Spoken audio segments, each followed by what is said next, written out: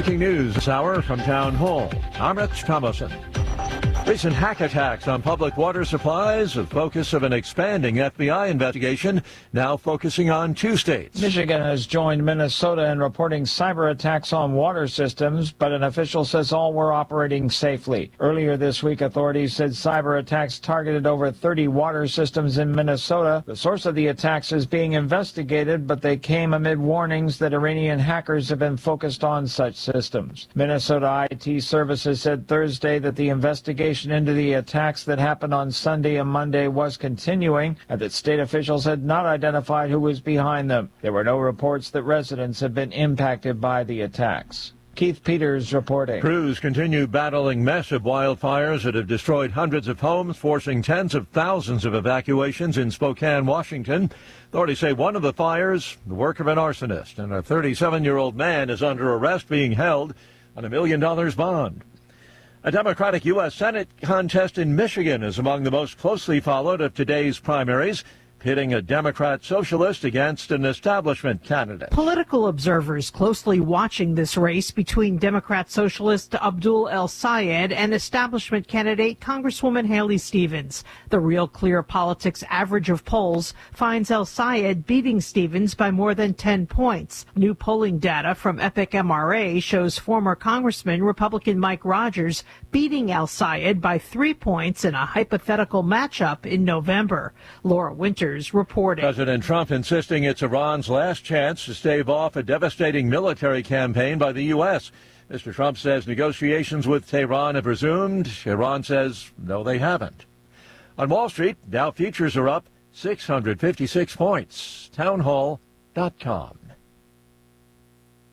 The following is a real-life story from Trinity Debt Management. When I was feeling the stress of too much credit card debt, I looked at 2 different options, debt settlement and debt management. They may sound the same, but guess what? They're not. Debt settlement seemed like a quick fix, but I found out it would destroy my credit, create tax headaches, and hit me with huge fees. They actually told me to stop paying my bills. No way, not me. Then I turned to a debt management plan developed by the team at Trinity. They worked with my creditors, lowered my payments, reduced my interest, saved me thousands, and paid off my debt. And Trinity is a Christian company, which is important to me. If credit card debt has you down, call Trinity at 1-800-990-6976. My name is Heather. Please forget debt settlement and remember Trinity Debt Management. 1-800-990-6976. Another round of Lebanon peace talks is underway. Lebanese and Israeli negotiators are here inside the U.S. Embassy in Rome for the 7th round of negotiations on a ceasefire agreement for Lebanon. This was an agreement that was reached in June, but still has a long way to go. As part of the agreement, Israel would withdraw from land in southern Lebanon. The Lebanese military would take over and would disarm Hezbollah. Hezbollah is the Iranian-backed militia that operates in southern Lebanon. That's correspondent Tricia Thomas. Authorities in Guatemala have ordered evacuations around the Fuego volcano, which is now erupting. The Guatemalan Disaster Agency confirms the eruption started yesterday morning and then intensified throughout the day. This has led to the evacuation orders for 2 nearby villages. News and analysis at townhall.com. Several states upset over revamped tariffs are taking the Trump administration to court. 25 states are joining a lawsuit suing the Trump administration over the latest round of double-digit tariffs. They say the basis, that countries had not done enough to crack down on imports produced by illegal forced labor, is a pretext. New York Attorney General Letitia James says after losing at the Supreme Court, the administration is once again trying to illegally raise taxes on families and businesses with a new round of tariffs. Pennsylvania Governor Josh Shapiro says the president's tariffs have injected unnecessary chaos and confusion into residents' lives and raised prices across the board. I'm Jennifer King. Customs and Border Protection ordering construction crews working on the border wall to stop drilling wells in drought-stricken New Mexico. Ordering a halt after ranchers complained that pumping the groundwater needed to mix cement could deprive their livestock of life-sustaining water. More on these stories at townhall.com.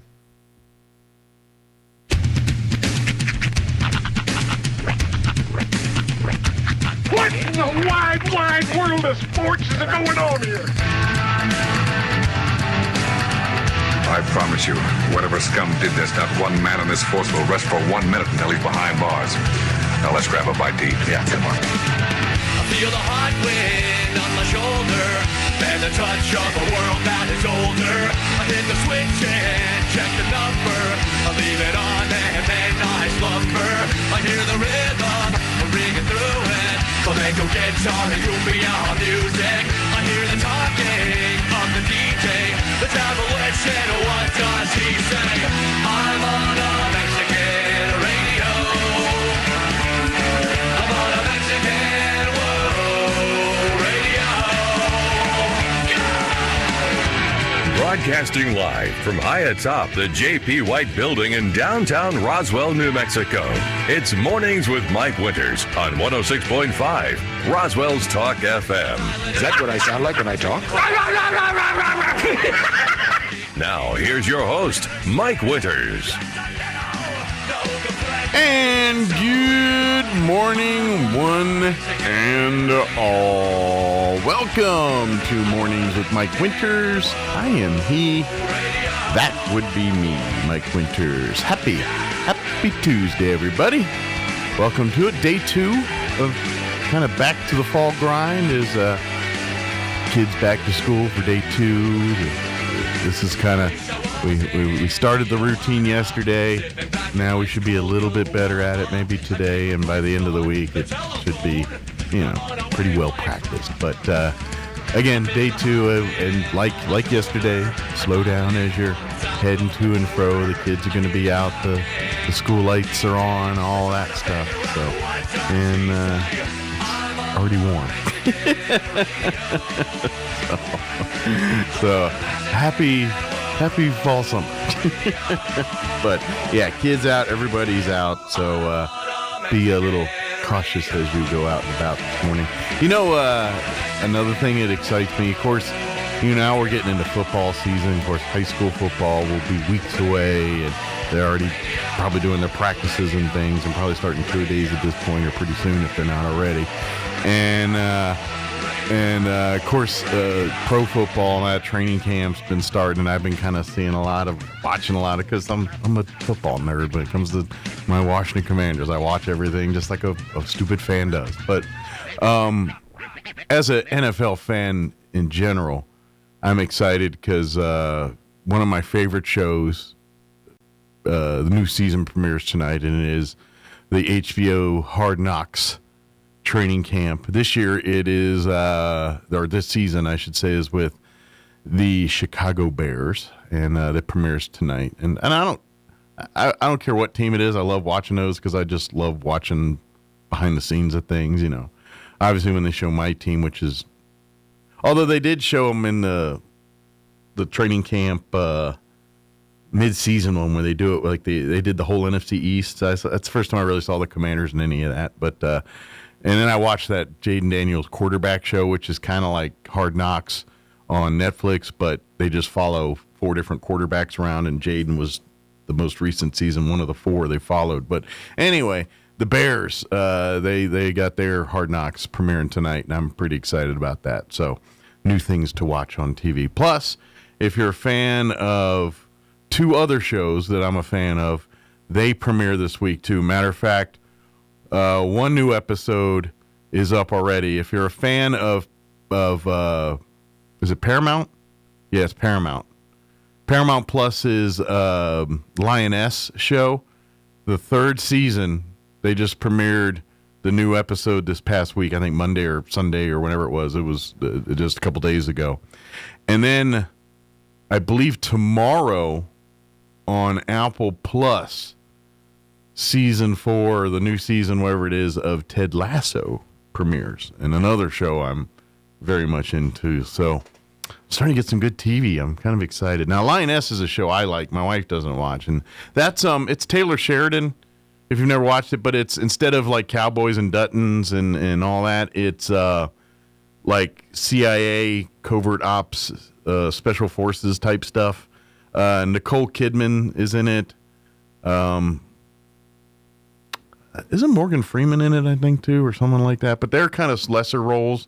I mean, they're in the show, but they're not the main people in the show. But and then it's got I can't remember the actress's name. She stars in I think it's T-Mobile commercials or one of those. I Must Dance. I can't remember her name. She's the main star of the show. But anyway, it's pretty good. Lioness on Paramount Plus. Let me give you the rundown for today's show. Here in just a few minutes, Robert Sherman from the Walker Aviation Museum is going to join us, give us an update on things they've got going on at the museum.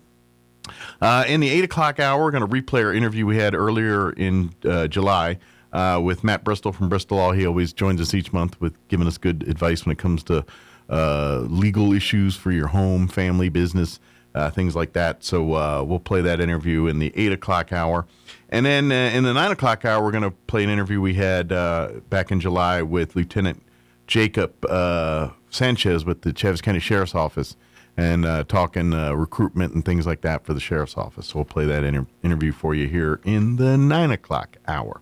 Plus, we'll have all the news of the local variety, national variety, Wall Street business updates, etc., so forth, so on, and whatever else we can come up with for today's show. Hey, if you're looking for some local delicious meats and other things as well, I hope you have had a chance. If not, then I'm telling you about it right now. Check out Pierce Ranch's store. They opened up right here in downtown Roswell. They got their storefront. It's on East 2nd, just off of Main Street at 124 East 2nd. Look for the windmill out there. And come check it out. They are your local source for local beef, local pork, local eggs, local honey, and more. Come check out their new place to pick up pork chops, smoked pork bacon, jalapeno cheese, bratwurst, pork chops, and more. Check out the custom Western wear, hats, gifts, and more, too. And also, they sell barbecue sauces from TD Brew's barbecue sauces. They got Atomic pineapples, Southern mustards, all of that. The original Roswell natural honey from Cotton Road Honey Farms as well, too. They got all kinds of stuff. And, of course, that delicious beef, delicious pork, local eggs, all that and more at Pierce Ranch. Come by and stop by their storefront, 124 East 2nd, right here downtown in Roswell. Just look for the windmill there on East 2nd. And they are open Tuesday through Friday from 10 a.m. to 5:30 p.m. They're also open on Saturdays from 8:30 to 2. And come in, stop in and shop and maybe pick up something for dinner tonight or perhaps a gift. Or, if you ain't got no local honey in the house, then you need to pick some up for that alone because local honey is, and they say all this, and I think it's true. But they say because if you ingest local honey, that actually helps with allergies and things because of with the bees and the pollinate.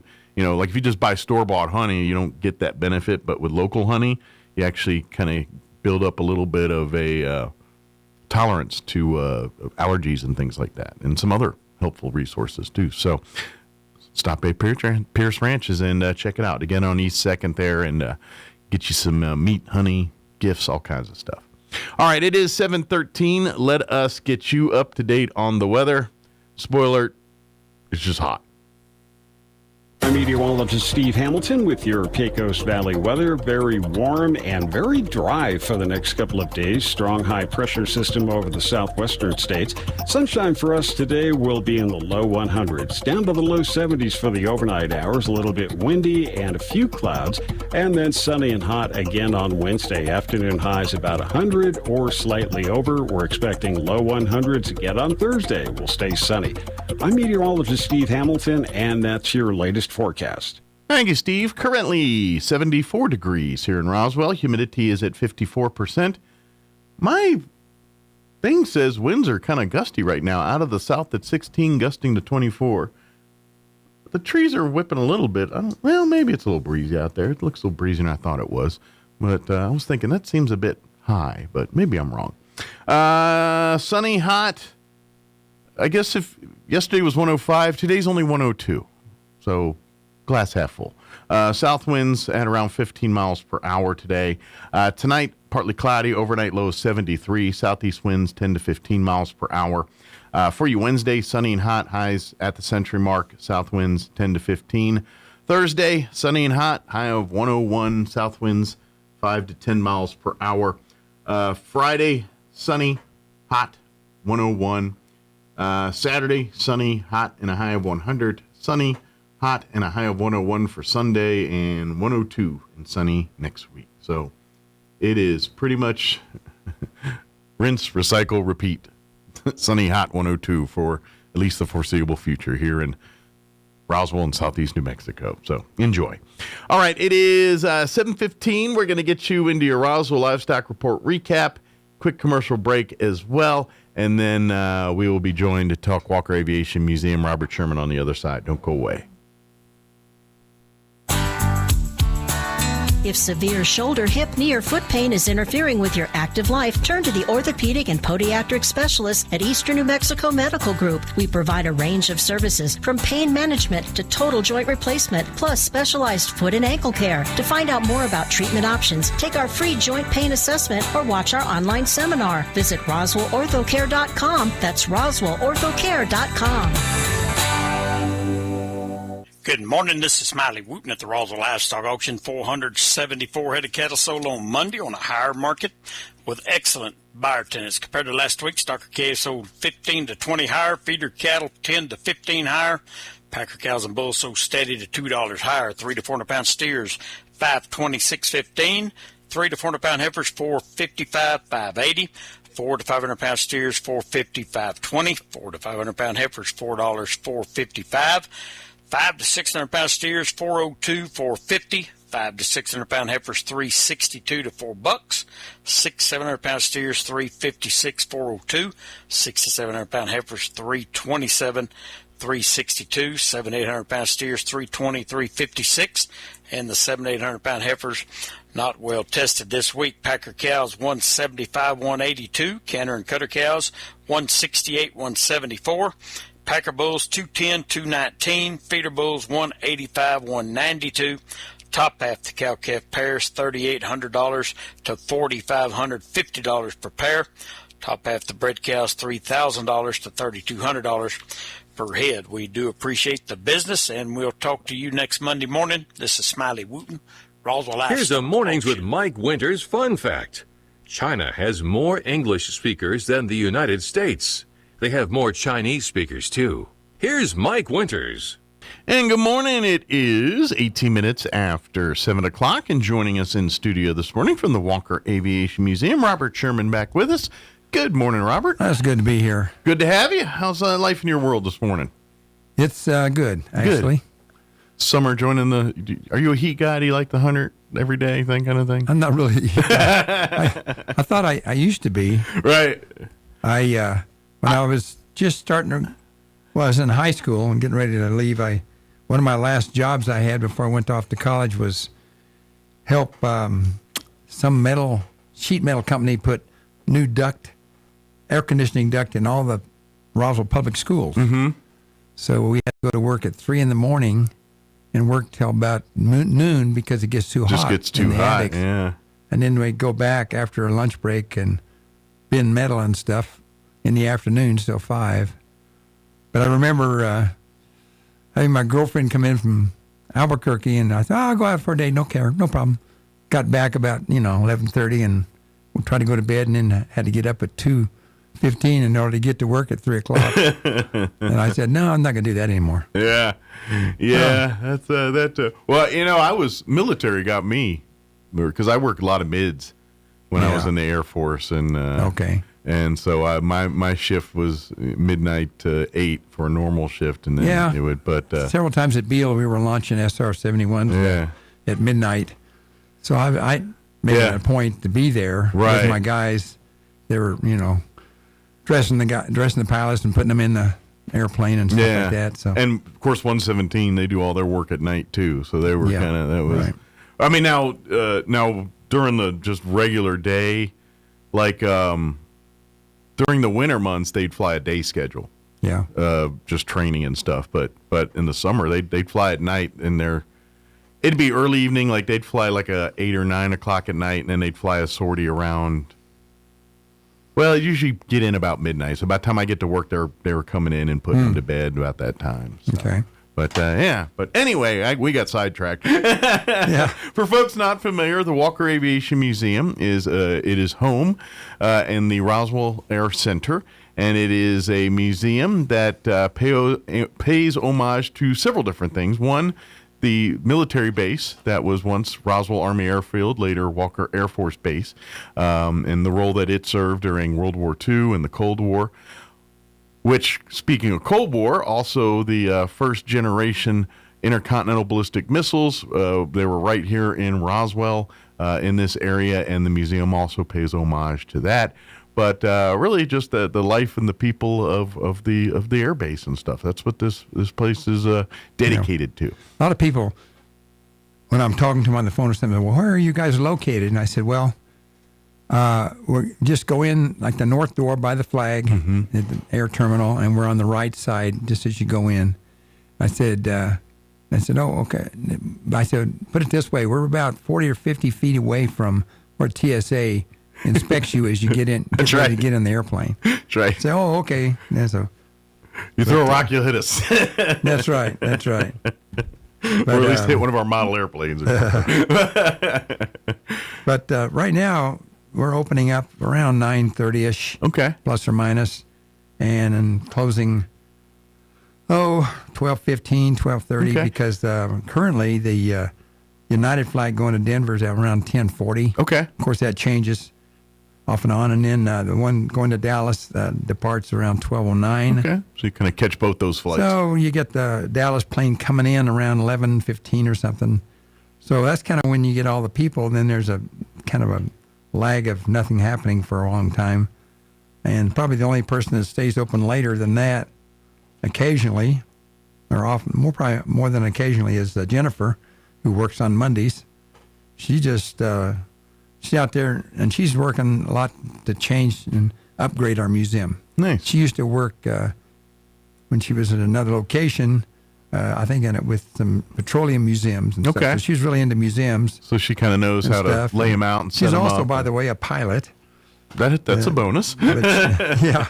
So it helps when she loves getting on the flight simulators and showing the kids stuff and everything. So that's pretty cool. She's really good to have around. She was curious. Does she fly like private planes, or does she would just learn how to play. Cool. Nice. Yeah.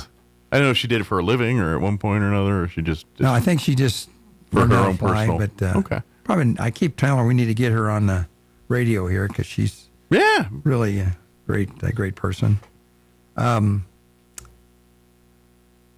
right. You know, a lot of people. The main two things as far as the Walker that you get people from New Hampshire and East Coast area was that Walker during the war was a multi-engine or kind of advanced pilot training. You get pilots that had already gone through pilot training. Right. They show up at Roswell, and they start putting them in a 2-engine aircraft because they're kind of getting ready to take these brand new pilots and convert them into multi-engine so they can leave Roswell and go to B-24s, B-17s, and later B-29s. Gotcha. Yeah. And they train bombardiers. So you had places around Roswell where you had little targets set up, and they dropped these bombs full of sand or concrete and stuff. And matter of fact, and this is kind of the technology of today, if you go download the Google Maps app or the Google Earth or one of those, I can't remember what it is, and you start looking at satellite images in New Mexico and you start seeing little swastikas in the desert out here, it's those bombing ranges from World War II. That's what those bombardiers were using for target practice. Outlines of boats. Yeah. All kinds of stuff. But if you few of them, you'll see little swastikas and stuff like that. Yeah, it's pretty cool. But all of that is from that history. Right. Yeah. Yeah. So, by the way, I noticed you had a few of them in your yes, sir. The Roswell area. 250 magazine. The Roswell 250 magazine, mostly put together, I believe, by Juliana Halverson, but I know you can get stacks of them. You probably can pick one up at Pioneer Bank, at least on the North Pioneer Bank. And we've got a few here in the office. If Yeah, you I want to come noticed up and that. pick Yeah. them up. I believe you'll have them at the Visitor Center, too. I believe they do have copies at I'm the sure Visitor they do. Center. Yeah. And we have a few of them out at the base at the museum. Mm-hmm. But on page 38, for example, of this magazine is an article about the history of the aircraft associated with Roswell. Yeah. It's a great article, too, if That you was haven't read put it. together basically by Carolyn Brooks, and she should have been listed first. And then I was asked by Juliana and some other people to add some of the Walker aircraft stuff to it. Put some of the I got to military stuff. add my on it. name to it, but anyway, it's a good little. It's a great article. Couple page, good article on. And the that's history just one of aircraft. many in that magazine, by the way. Yeah, This thing's got a absolutely. lot of really cool information in there. I highly recommend people pick one up. If you're local, if you're not local, it's just got a lot of cool information in it. It's just good to have. Stuff on Goddard. Yeah. And it's, by the way, it's a really well quality magazine. I was messing with Juliana. I was like, y'all have to pay some money for this. This is top quality paper right here. I stole 6 copies and mailed them to my sister and my 2 cousins that were raised in Roswell High School. Uh-huh. And Linda Whalen, who was high school graduate with me, Mm-hmm. and a few other people. It's just like, and I've gotten calls back like, wow, thank me for sending that, because it had a lot of good history about Roswell. It does. It's if you were raised here, it's a good thing to have. And Yeah, pick keep one up around. if you can.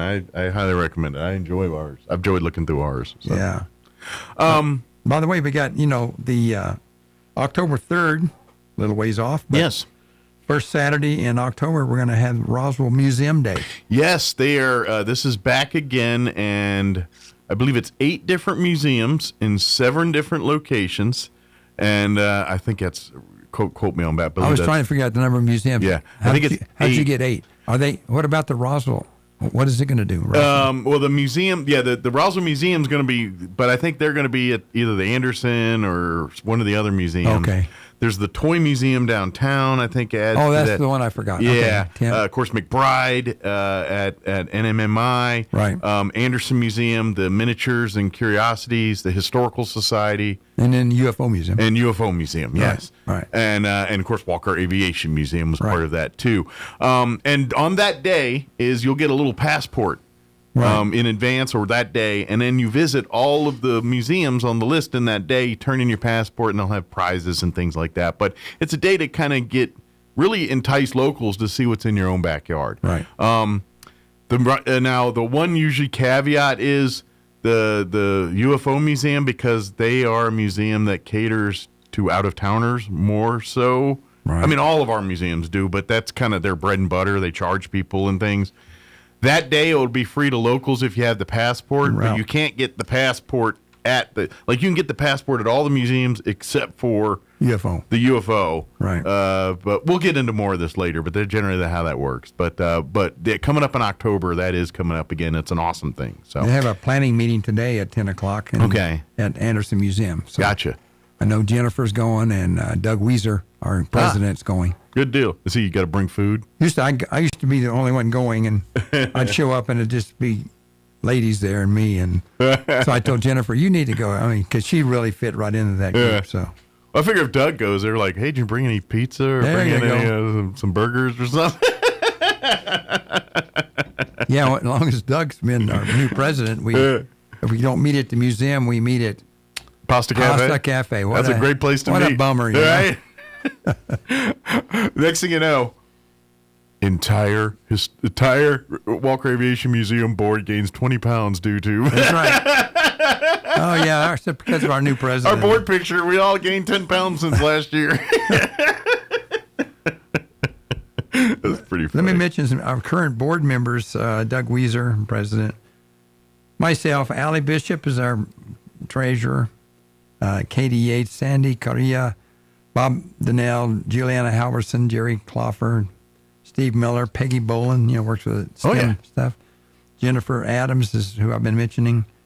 Josh Bootson, Brad Stewart, Jeff Murphy, and our latest guy is Tamaz Jankowski. Oh, yeah. Jankowski. Yeah. He's great. Matter of fact, we're going to meet him later this week. He's a doctor, and he also is part of a stroke support group and everything else. And he's great. He's going to join us on the radio later this week for a different thing. Our mission statement is to educate and inspire all generations concerning the history and legacy of Walker Air Force Base, and encourage our youth to explore careers in science, technology, engineering, and math, with an emphasis on aviation. Yeah, that's the other side of this, where you really work with youth and folks to teach young people about career opportunities in STEM. Of course, a lot of it is air industry and all that, but really you guys focus on pretty much every STEM-related job in southeast New Mexico, from oil field to aviation to everything in between there. But you also have the flight simulators, too. Legitimately, if people are interested in becoming pilots, they have simulators that actually qualify you towards flying hours and things like that. Yeah, they're really good Lockheed software. Thanks to Xcel Energy, we got those grants. Because of our size, we only have capability of 2. Mm-hmm. So when we have a group of kids come out, when I say kids, young adults, 13 to 18, we try to push careers for them. And when people walk in and they're from the East Coast or whatever, I say, you can go on our website and find a bunch of stuff I'll talk about here in a minute. Mm-hmm. And I ask them, have you ever heard of the website onetonline.org? They go, no. I said, well, it lists 1,016 careers alphabetically, and each one of those, you can touch it and get about 10 to 15 pages of information on that career. They go, wow. I said, for one thing, that it includes STEM stuff, but it also includes everything: welding, wood, working. And you want to be hands-on or more? Yeah, exactly. Yeah, so it's something that you can look through, and it's kind of like stuff we didn't have when I was in high school, but you can look through that list of 1,016 and go, wow, I didn't even know that was a career. Yeah. And and let's face it, there's so much out there. Like when we were young, we didn't know all this stuff was out here, and now that the world, it's really this is the thing I love about what you guys do too. If there's youth out there or anyone that really wants to pursue, even if it's air or not, just that's what you guys do. If you pilots, air industry, obviously, we want to get more people in that industry. You all see the world we live in. And how many days do you see the ground delays, and near this? That's because there's the lack of qualified personnel in the industry across the board, from pilots to air traffic controllers to maintenance to ticket takers and everything in between. And so this is great to kind of steer people to see the benefits of this industry and those, and not to mention the oil field and all the other STEM related. Oh yeah. So yeah, but it's really and for all you buffs of history, they got a bunch of stuff on videos and things on if you want to watch a lot of stuff on the Enola Gay or Memphis Belle for that matter, or any when it comes to military history and air history, you've got a lot of links to a lot of great stuff there too. Usually when all of us do different things, but right now it's a 31-inch, but we're getting ready to put a big one, a big 65-inch TV screen up. But anyway, I usually run the YouTube entitled The Enola Gay B-29 Super Fortress / Bomber That Dropped the Atomic Bomb, narrated by Gary Sinise. It's a 1 hour and 28-minute long YouTube. So if you're out there and you want to watch that, it gives you the history of the B-29 development, the history of the pilot, and how Paul Tibbets became a pilot rather than a doctor. He was like 12 years old, and his dad was selling candy and different items, and this guy came in to introduce a brand new candy bar called the Baby Ruth. So he got to ride for 1 week in the back seat of a biplane, flying over fairgrounds, throwing Baby Ruths throwing them out for people on the fairgrounds there. And after a week, man, he was hooked on flying. So. Nice. And Baby Ruths, weirdly enough. And chocolate and peanuts. That's right. Brand new candy bar. That's pretty good. But that's what you've got a ton of that, and this is something. If folks are out there listening and you're thinking, I'm kind of a history buff, I love this kind of stuff, and maybe if you're retired or have some time in your hands, they're always looking for more volunteers to serve as docents. The hours work around the flying schedule right now, right. But with more volunteers, we can expand those hours and at some point offer like regular 9 to 5, Monday through Saturday, whatever type hours that is, but that can only happen with more volunteers. Well, good thing at least we have 5 volunteers right now. And so Jennifer Adams does Mondays, and then got Bob Donnell usually does Tuesday, Steve Miller does Wednesdays, and Allie Bishop does Thursdays, and then I do Fridays. Gotcha. And I was giving Allie Bishop, I said, what, 36 visitors or whatever it was, and I had 3 the day before, whatever, 7 or something.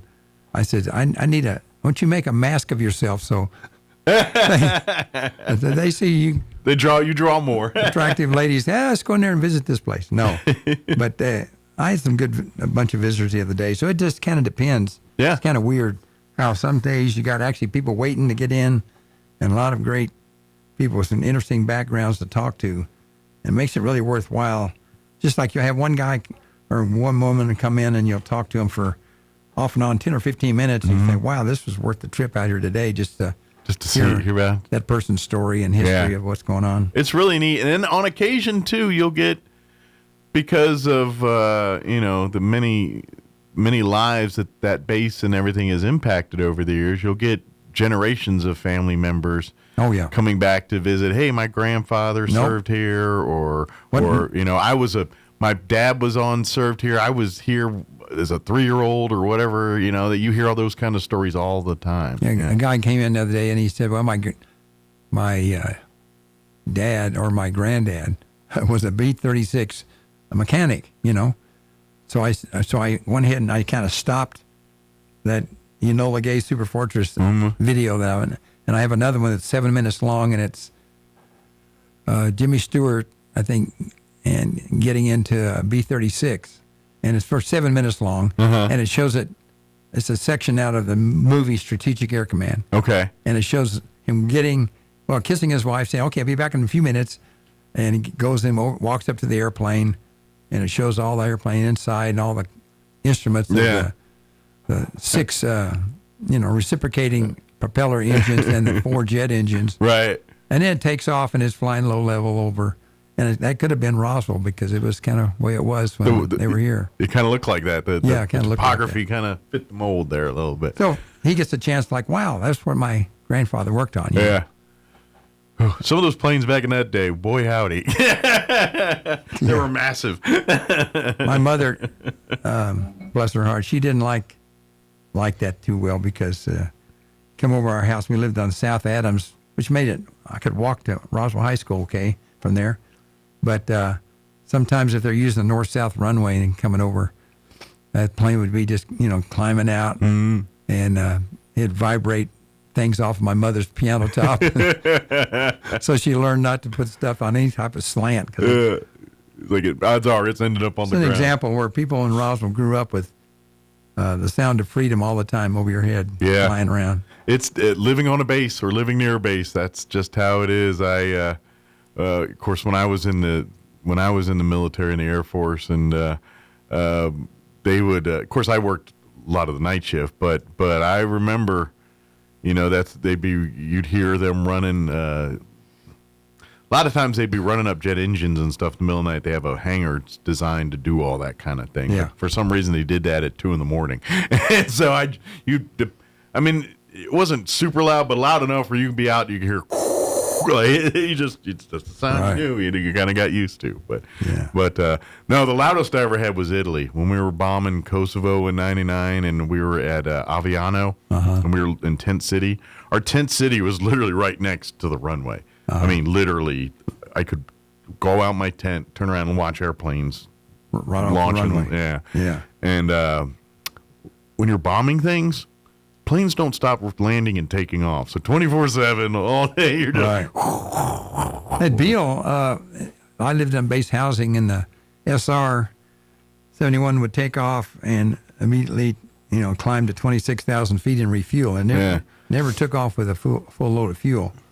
But it would come over your house with these 30-foot long afterburners, flames coming out of the back end, kind of rumbling over. So you kind of got used to that. Yeah. Well, and when you see multi-aircraft at a place like that, you get hot dogs and you get this and that. And you, like the F-15 guys, they all like to do their little vertical takeoff thing, and so they go full burner out. And then you see the 117s, and because their way they're designed, they eat up more runway than a C5. they're just not. And so when they're in Aviano, they were one of the, because in Europe a lot of bases have what's called tail watchers, and they hang out at the end of runways and bases and things and look at air. Well, the way Aviano Air Base is set up, there literally there's where the end of the runway is, there's the fence, and then it's civilian territory, property. And so most of the jets are up and out by the time, but the 117s, they needed every inch of that runway, so they're tree-topping over these guys. Oh, man. And so I just literally would watch our stealths take off. I didn't realize that. And then watch, like, it looked like the paparazzi at the end of the taking off, especially when the stealth was full tank of gas, 4,000 pounds of ordnance. It needed every inch of runway to get off the ground. It just was not. The Wobbling Goblin, that was the nickname for the F-117. The Wobbling Goblin. I never heard that before. Yeah. But anyway, I got aside. Also, like I did before, I just 8 interesting books that I've just finished reading a while back. As Countdown 1945 with Chris Wallace. Everybody knows about Chris Wallace. Oh, yeah. And the Enola Gay is another book out by Gordon Thomas. World War II 100. That's really interesting. It's kind of ranking the most influential figures of World War II, 1 through 100. And, of course, Hitler is in there, number 1 or something like that. Well, I mean, without Hitler, there's no World War II. He's going to be in there. Yeah, and it was about 2.5, 3 pages per person. Right. And you learn about a lot of people like, wow, I never heard of that person, and he did important stuff. Sure. The Killing of Patton with Bill O'Reilly, the Killing of Killing the Rising Sun, How America Vanquished World War II Japan, that also by Bill O'Reilly. Be honest, if you love history books, Bill O'Reilly's got some really good, from Lincoln to he writes. I think it's technically historical fiction.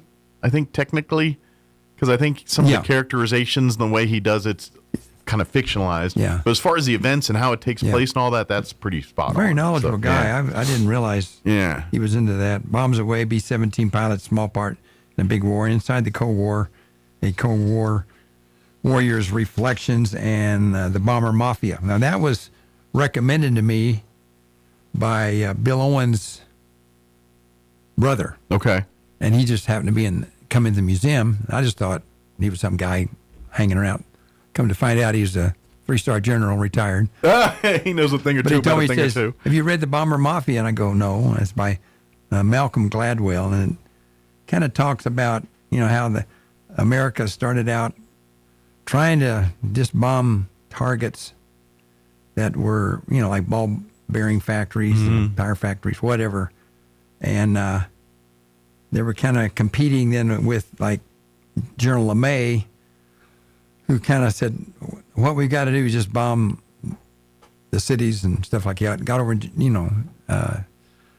Marianas and Saipan and Tinian and stuff, and he just, instead of just trying to hit targets at high altitude, found out that when you're trying to drop a bomb with a Norton bomb sight and you got right on the target, boom, you release the bomb, and B-29s were flying around 30,000 feet. That bomb, unfortunately, went through a jet stream before it hit the ground, and it would scatter all over the place. So he ended up having the B-29s fly at lower level with incendiary bombs and just, took out entire cities like Tokyo and stuff. Oof. But it was kind of a situation where America was trying not to kill civilians. Right. And just, hit just the targets and strategic targets. So you could cause them not to be able to conduct war, And it ended up, unfortunately, being a different way around on that. So and bomb technology was way different. Yeah, like now we have smart bombs that you can guide through. Right. Then it was carpet bombing. They're showing you on the TV all the time. Yeah. How just a truck or a building's there, and then it boom blows Yeah, they up. can literally, either through satellite or laser guided. Now more satellite than laser, but they could literally be like, "Look, I want that building. I want the bomb to go through the third window on the left of the second floor." That's and right. They'll have it do exactly that. Never ever happened in World War II. No, that's true. Yeah. And now they'll tell you the accuracy is within like 6 to 12 feet, depending on. I think laser was like 6 feet, satellite was 12, and this was 20 years ago. Back when I was doing it, I'm sure it's way different now. I think what's really changed the whole thing on military is the drone technology. Oh yeah, that's another world now. That was that all entered after I left, but yeah. I just read an article yesterday about school security.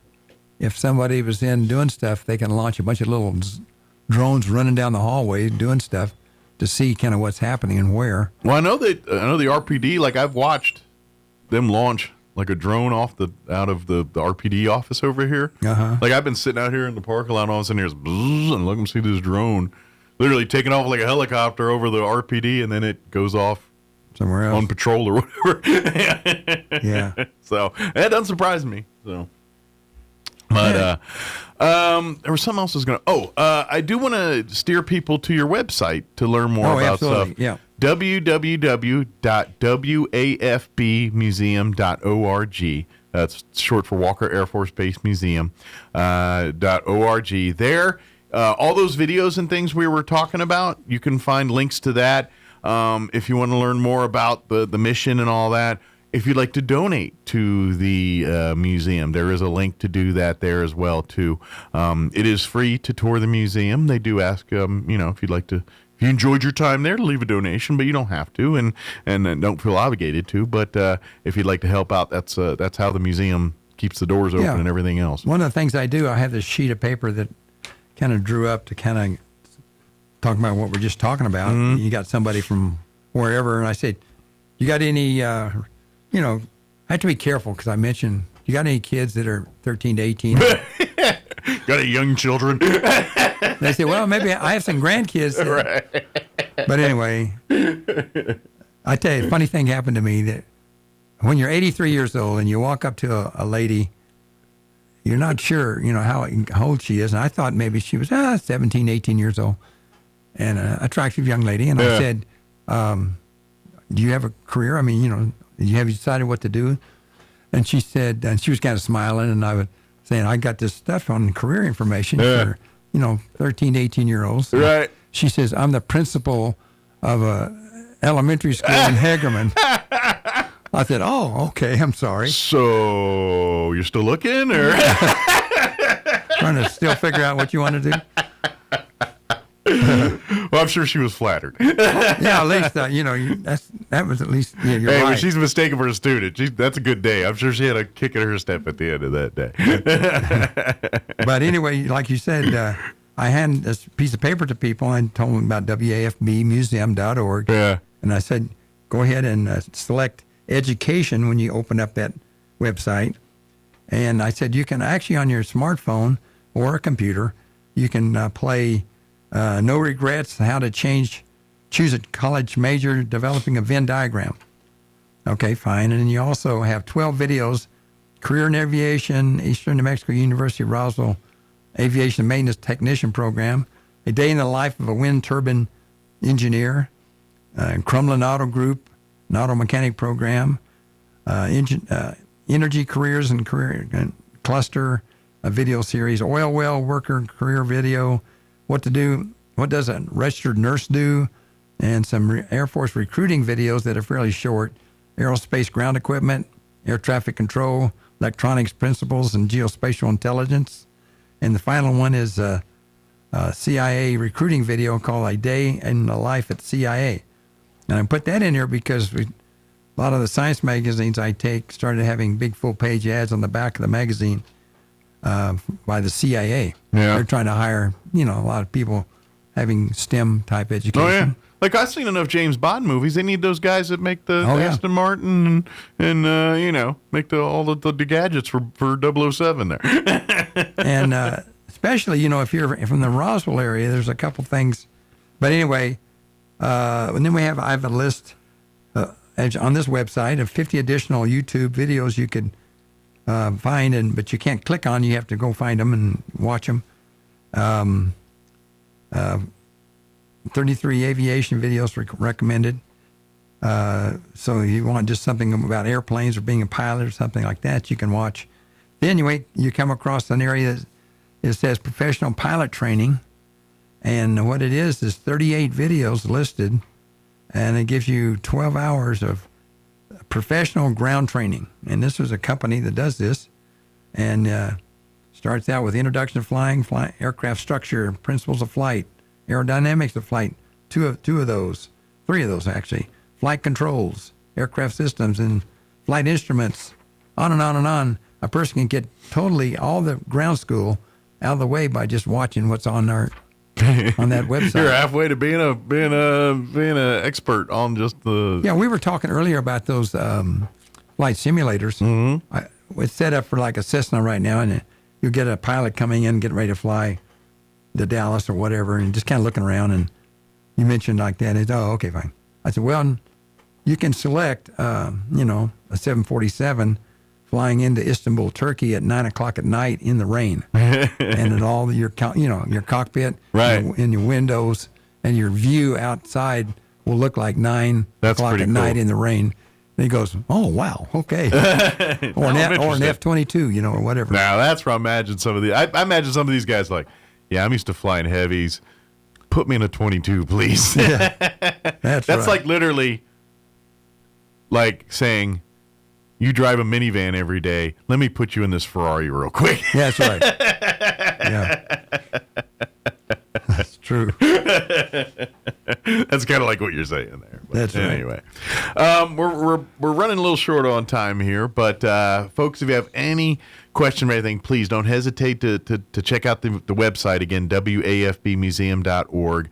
Come by. Like you said, about 9:30 to about 12:30 or so, Monday through Friday. Monday through Friday, yeah. Come on by and you can see the museum, and if you certainly want to learn more and talk to. Some people like to talk to people. You're like, I want to go to a website and I'll learn, but I want to talk to people. Come down during those hours and you can talk to volunteer. And if you're a homeschooler and you know some other homeschoolers, if you want to get together as a group and coordinate with us, give us a couple week notice and come on out, and we can spend a couple, 3 hours learning about the history of Walker Air Force Base, and also getting to fly flight simulator. Absolutely. And get to watch all these videos I just listed a while ago.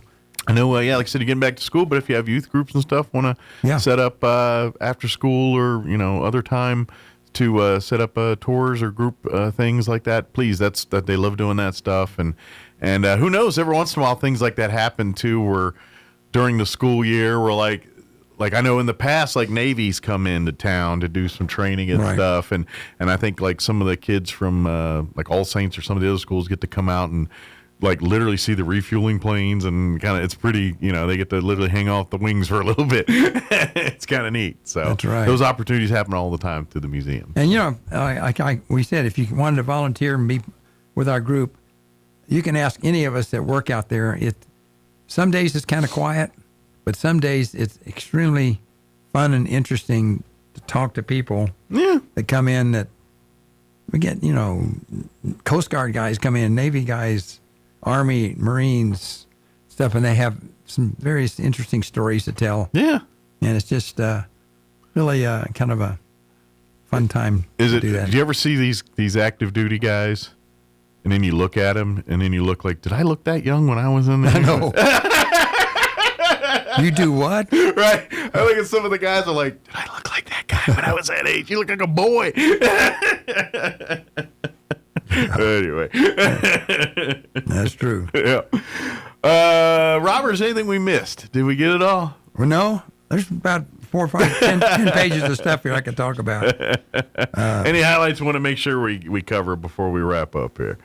I just recommend people, go to the website. Yeah. and hit education and find some stuff there. If you got kids or cousins or church group people, whatever, you could kind of help them kind of focus on some careers, and but also some information on aircraft, and try to go to Pioneer Bank and pick you up one of those America 250 Roswell. A visitor center, or come here, or a lot of places they've got them. And also those folks that came in from England on those over-the-horizon radar. Yeah. They put that article in here. Oh, cool. So you can read about that, too. Yeah. Yeah, you talked about a year ago or so, and it was last year when that happened. They were really great, because I think Juliana, somebody contacted them and said, would you write up a little article, and we'll put it in this magazine, because it talks about some of the history that a lot of people don't know about Roswell, that they had these, places where they had these special radars that were set up over the horizon to see when the Soviets were setting off atomic weapons and stuff like that. So we were in the secret squirrel world. That's right. That's right. That stuff. As always, appreciate the visit. We'll see you next month, and absolutely stay cool. Okay. Because that's easier said than done today. And folks, come out to the museum. Come out today. While you're there, have lunch. They got delicious lunch out there as well, too, while you're checking it out. So, yeah. Good deal. Well, thank you. As always, we'll see you next time. Okay. 7:56, let's pause for news and a quick break before more news. Don't go away. With SRN News, I'm Rich Thomason in Washington. Are the U.S. and Iran talking again or not? That depends on who you ask. President Trump says talks are underway, but Iran denies that. Mr. Trump says he's giving Tehran one last chance to avoid a military attack. Meanwhile, a cargo ship reports that it was hit by some sort of projectile overnight, that in the contested Strait of Hormuz. Describes a Spokane wildfire destruction as looking like a war zone. Gent Welsh with the Washington National Guard expects a lot of heartbroken homeowners. A 37-year-old man is under arrest. Meanwhile, he's accused of intentionally starting one of the 3 Spokane wildfires. Those fires have destroyed hundreds of homes and forced thousands of people to evacuate. On Wall Street, just ahead of the opening bell, stock futures sharply higher. More details, srnnews.com. With the Wall Street Business Report, I'm Bill Alexander. Oil prices fell sharply Sunday after President Donald Trump said he would order U.S. forces to hold off on new strikes against Iran, claiming that a deal to end the fighting in the Middle East was near. A coalition of 25 Democratic-led states sued President Donald Trump Monday, arguing President Trump exceeded his authority by imposing sweeping tariffs on goods from 60 U.S. trading partners. The states argue the new duties merely replace the tariffs that were struck down by the U.S. Supreme Court. Canada's second-largest airline, WestJet, has agreed to a tentative agreement with flight attendants to end a strike that led to hundreds of flight cancellations and thousands of stranded passengers. The union representing the flight attendants said Monday that if the deal is ratified, the work that the flight attendants do before flights take off will be recognized. Nissan Motor reported Monday that it returned to profit in the first quarter of the fiscal year, helped by cost-cutting measures and improved sales. For the Wall Street Business Report, I'm Bill Alexander in Washington. People are often surprised by what they find here. More expertise than people expect. Advanced technology. Board-certified physicians. Care you might expect to travel hours for. Right here. We've never believed where you live should determine the care you receive. Close to family, close to home. We're here. Artesia General Hospital. Wakefield Oil Company is a name you can rely on with full service at the pump the way it used to be. You can expect service in just 15 seconds. They offer bulk fuel and oil services and even diesel exhaust fluid. Wakefield Oil Company will deliver to farms, ranches, dairies, the oil fields, and more with dependable service you can count on. So the next time you need service or delivery, go with the name that locals have trusted since 1983. Wakefield Oil Company, 311 South Virginia in Roswell. Let them earn your business. Here's a Mornings with Mike Winters fun fact. Did you know you share your birthday with at least 9 million other people in the world? Your birthday isn't feeling so special now, is it? Here's Mike Winters. And good morning. We are closing in on 8 o'clock. Town Hall News is up next. Stay tuned. Next hour, we're going to replay our interview we had with Matt Bristol from Bristol Law. He joins us each month to give us good advice when it comes to legal and business sense and things like that. So we'll play his interview we had earlier last month with him at about 8:15 or so. Town Hall News is up next. We'll be back. Don't go away. Your home for Coast to Coast AM in Roswell, 106.5, Roswell's Talk FM, KEND, Roswell, New Mexico. I'm Rich Thomason. We continue hearing two different stories about the Iran situation. President Trump says U.S. talks with the Islamic Republic, talks aimed at settling the war, have resumed, while Tehran is insisting there are no negotiations. Meanwhile, a cargo ship reports being hit by some sort of projectile overnight. What's been happening in the Strait of Hormuz really underscores the continuing threat to shipping there. We don't have too many more details, but it was 20 nautical miles off the coast of Oman on the southern side of the strait, not on the northern Iranian side. And this is indeed where we have had other reports of explosions taking place close to vessels in the past few days. Now, traffic going through the strait has remained very slow. Just 6 vessels going through yesterday, according to shipping data. The BBC's Yolande Nell. He describes the Spokane wildfire destruction as resembling a war zone. Gent Welch with the Washington National Guard expects to see a lot of heartbroken homeowners. When you finally get in there and you finally look at the devastation and damage, and it's going to be pretty interesting as people go in there and to just grapple with the damage and grapple with the fact that their lives are forever changed. Some of these folks may not recover. Some of those folks may not rebuild in there. 37-year-old man has been arrested, accused of intentionally starting one of the 3 Spokane wildfires. The Senate Judiciary Committee is poised to approve the Attorney General nomination of Todd Blanche, a vote expected today. President Trump says he's really disappointed with Washington, D.C.'s U.S. Attorney Jeanine Pirro for dropping the reflecting pool vandalism case. Stocks sharply higher on Wall Street. The Dow is up 545 points, gain of 1%. More on these stories, townhall.com. Hi, I'm Kirk Cameron. Christian Healthcare Ministries is not another health insurance policy. If you're tired of year-long contracts and pointless restrictions, CHM offers anytime enrollment on your schedule and at your convenience. With CHM, you're paying half the cost of a traditional health insurance plan. So that puts more money back into your budget for everyday needs. Plus, you'll have access to CHM's care solutions for virtual appointments, prescription savings, surgery support, and more. My family and I joined in 2018, and it's changed our lives for the better. We love paying way less while helping other believers afford their medical bills. Take the leap of faith and see why Christians across the nation are better with CHM. Get started by calling 1-833-JOIN-CHM and use promo code WELLNESS for a 50% credit towards your first month. That's 1-833-JOIN-CHM and use promo code WELLNESS. Without being propped up by allies abroad, communism is failing Cuba in some most basic ways. The Trump administration effectively cut Cuba off from oil in January. The collapse of the energy grid has much of the island with no electricity on a regular basis. Elaine Dellis is sleeping on the seawall, the Melicon. She says when we start to hope that the system will hold, then it goes down again. I don't know. There is no solution. During this latest blackout, the temperature hit 93 Fahrenheit in Havana, but it feels like 106. Alexi Rios says everything is going backwards. Tomorrow it is going to happen again. Rolling blackouts in Cuba now last more than 20 hours a day. I'm Ed Donahue. Europe is grappling with a record-breaking hot, dry summer, and wildfires continue to rage. Water-dropping planes involved in the fight against a big wildfire in Greece. News and analysis, townhall.com.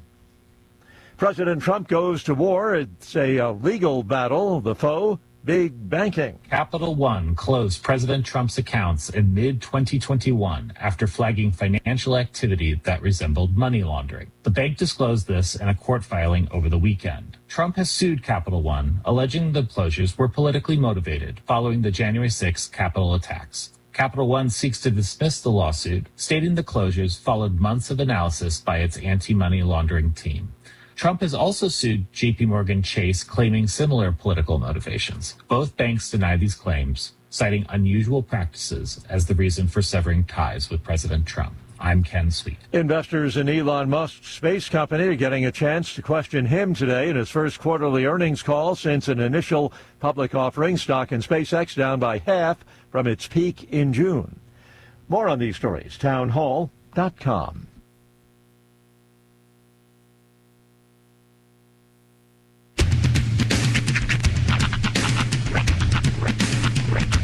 What in the wide, wide world of sports is going on here?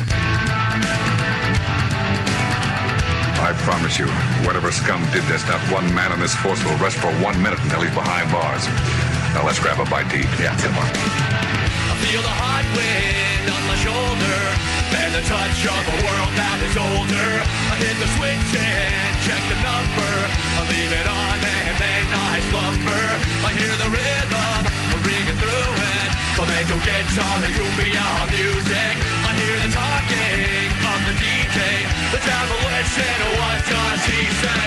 I'm on a Mexican radio. I'm on a Mexican radio. Broadcasting live from high atop the J.P. White Building in downtown Roswell, New Mexico. It's Mornings with Mike Winters on 106.5 Roswell's Talk FM. Is that what I sound like when I talk? Now, here's your host, Mike Winters. And good morning. It is 6 minutes after 8 o'clock. Welcome to hour number 2 of the Deuce of Mornings with Mike Winters, right here on 106.5 Roswell's Talk FM. Happy Tuesday. Indeed. Good. Second day of the rest of your life. Got through yesterday. Ready for today. Yeah.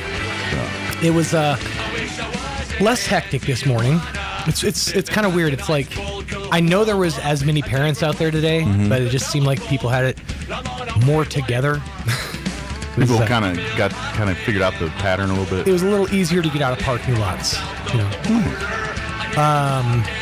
Just a quick tip: if you're waiting in the drop-off line and there's another parking lot entrance, leave some space.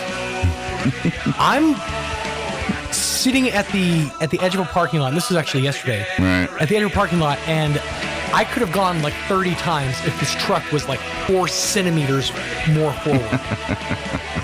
It was incredibly annoying, but today went a lot smoother. Okay. All things considered. Very good. Yes. But how's people's mental state? Were they chipper? Were they people chippy? Seem to be, I mean... Chipper or cheery? Chippy or cheery? It's so weird how the second you get like the door of your car closed and get behind the wheel, people just turn into jerks, because they'll like get out of their car like, hey, how are you doing? And that same person's like, go! Right. It's like, I understand. It's stressful. It's anxiety-inducing, but we're all in this together. It's that scene. We're all in this together. It's like that scene from Office Space where Michael Bolton's listening to his music. Dude, I know that people don't do this, but my dad used to have a theory that 2 cars would travel at the same speed, either one up here slightly ahead, so that you'd get, seduced to take this lane so that maybe you could pass. Right. And that car would slow down and this car would speed up. He was convinced people were playing with him. And I'm like, Dad, you're crazy. I think he was right. I think people get together and they're like, okay, you take this lane, and we're going to just ride for 20 minutes. See how many people we can annoy. When you're younger, it's just the way of the world, but you hit that certain age and everyone's out to get you. Out, yeah. They're doing it on purpose at this point. They're vindictive. They can't possibly be this stupid. Now, I will say it is very, very annoying when I get behind 2 cars. This has happened a couple of times, like not real recently, but relatively recently. Right. 2 cars that are traveling at the same rate of speed because they are having a conversation with each other. Now, that's not right. It's like, y'all, pull over. Right. Text while you're driving or right. Pick up the phone or something, you know? Get a room. Get a room. Yeah, it's... But I also feel the same way at Walmart. Like, if you're those people having a conversation, blocking up the whole aisle with your carts, while you're just talking about the day while I'm just trying to get some dang peas, I have a problem with you. But then you're the rude one if you say something. Exactly. Right. Oh, I hate that. That annoys the snot out of me. I felt really bad the other day because I had to break up a conversation with, and it was one of my friends. It was, I call her Mama T. It was Miss Teresa. Was having a conversation with one of the employees of Walmart. Yeah. And I walked up mostly because I needed to know where something was. Right. Didn't realize Teresa was there. But then, like, I give Teresa a hug and I ask my question, and she leaves. I'm like, oh, I just ruined their conversation. They were like probably 20 minutes deep into some kind of like philosophical conversation. I asked where boys' shoes were and ruined it. Hey, I'm here to work, man. Now in fairness, I was like, I'm so sorry. Yeah. Like, I'm so sorry that I compartmentalize. So when I get into that mode, I'm at Walmart. I'm like, I'm here to get my crap and go. Yeah. I'm not here to pity patter, to meander, to lollygag, or to frolic. I want to get my stuff and be gone. You know, I do miss the days of lollygagging at Walmart. Kids, before the pandemic, most Walmarts were open 24 hours. Yeah. And it was like really the only place in Roswell that like a young, early 20s Sean and his friends could go and gallivant and hang out. Right. And I remember, several times, like 1 a.m, clopping coconut halves together while my friends rode through the store a la Monty Python, Sure. And I'm sure that, nobody loves that. They're all just trying to stock the shelves and stuff, but you can't do that anymore, man. Well, and here's the new Denny's. problem. And this is the world we live in. Mm-hmm. These are the hands we're given? Yes. Mm-hmm. The other roadblock when you try to grocery shop in there now is you're fighting Walmart employees with their big, giant cart-o destruction, loading up everything for their delivery orders or whatever it is, pickup orders. Right. And I'm like... dude, I earned it. I came in here and got my own peas. Get out of my way. Yeah. I picked my own produce. Right. I have priority. Get out of my way with Cartzilla. I do remember when I was doing the whole delivery for Walmart thing, there were some cases where they wouldn't bring it to the car. I had to actually go in and shop for the customer. Oh, wow. I didn't get one of those cool boxes, though. No? No, I just got a shopping cart. A regular cart? A regular Yeah, they got cart. like a big monstrosity thing, and it's like... We just blocked off the whole aisle because I need chips. Okay, and this is something else. Yeah. This is very like Idiocracy adjacent. They got that gigantic robot that rolls through and cleans the floor. Mm-hmm. Does it ever look cleaner? After the robot passes by, I have not noticed. It's the same floor. I've not noticed. It's not any like cleaner than it was before. I seriously think they send that robot out just to like encumber. Of course, one could argue. Exactly.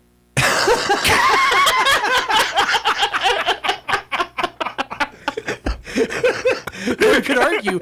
Good point, sir. Well, I guess, it keeps you in the store for longer. Sure, and but I mean, if it's always cleaning it, it'll never look dirty. So it's always got to look clean. But it reminds me of that scene in the hospital in Idiocracy where the machine, that one section of floor is clean and the rest is just ruined. Yeah. So maybe that is it. Maybe if the cleaner robot weren't out there, yes, it would be dingier. I don't know. It always just seems like it's... They argue. Yeah. I just want to ride it. That's all I want. I just want to sit on it and just be like...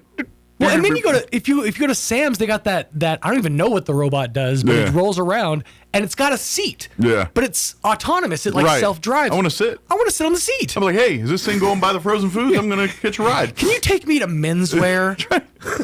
And feed me samples as I pass. I'll have that. This happens. You don't shop for your own food. You miss out on the unique experiences. Right. It is 8:14. Let me give you the rundown for this hour. We're going to replay our interview we had earlier with Matt Bristol from Bristol Law, and it's about a 34-minute interview. So I better get her going. Long-winded. It's me. It's always me. Well, that man's got some knowledge he likes to drop. He's full of knowledge, but when it's always me. If you ever see Matt Bristol on the street and say, hey, you're full of it, he'll know what you're talking about. If he gets that today, I don't know what's going on. Don't do that, please. So you're full of knowledge. How about that? Yeah. Chock full of it. That's kind of like, I don't know if people watched Pawn Stars on the regular, like I did many moons ago, but they always had their experts. Oh, yeah. And one of their experts was the chief historian of the Cook County Historian Museum. It's like the Las Vegas history, but he kind of looked like an Amish dude. If you remember him, he had a beard. He had a big, long Amish-like beard, and so they called it the beard of knowledge.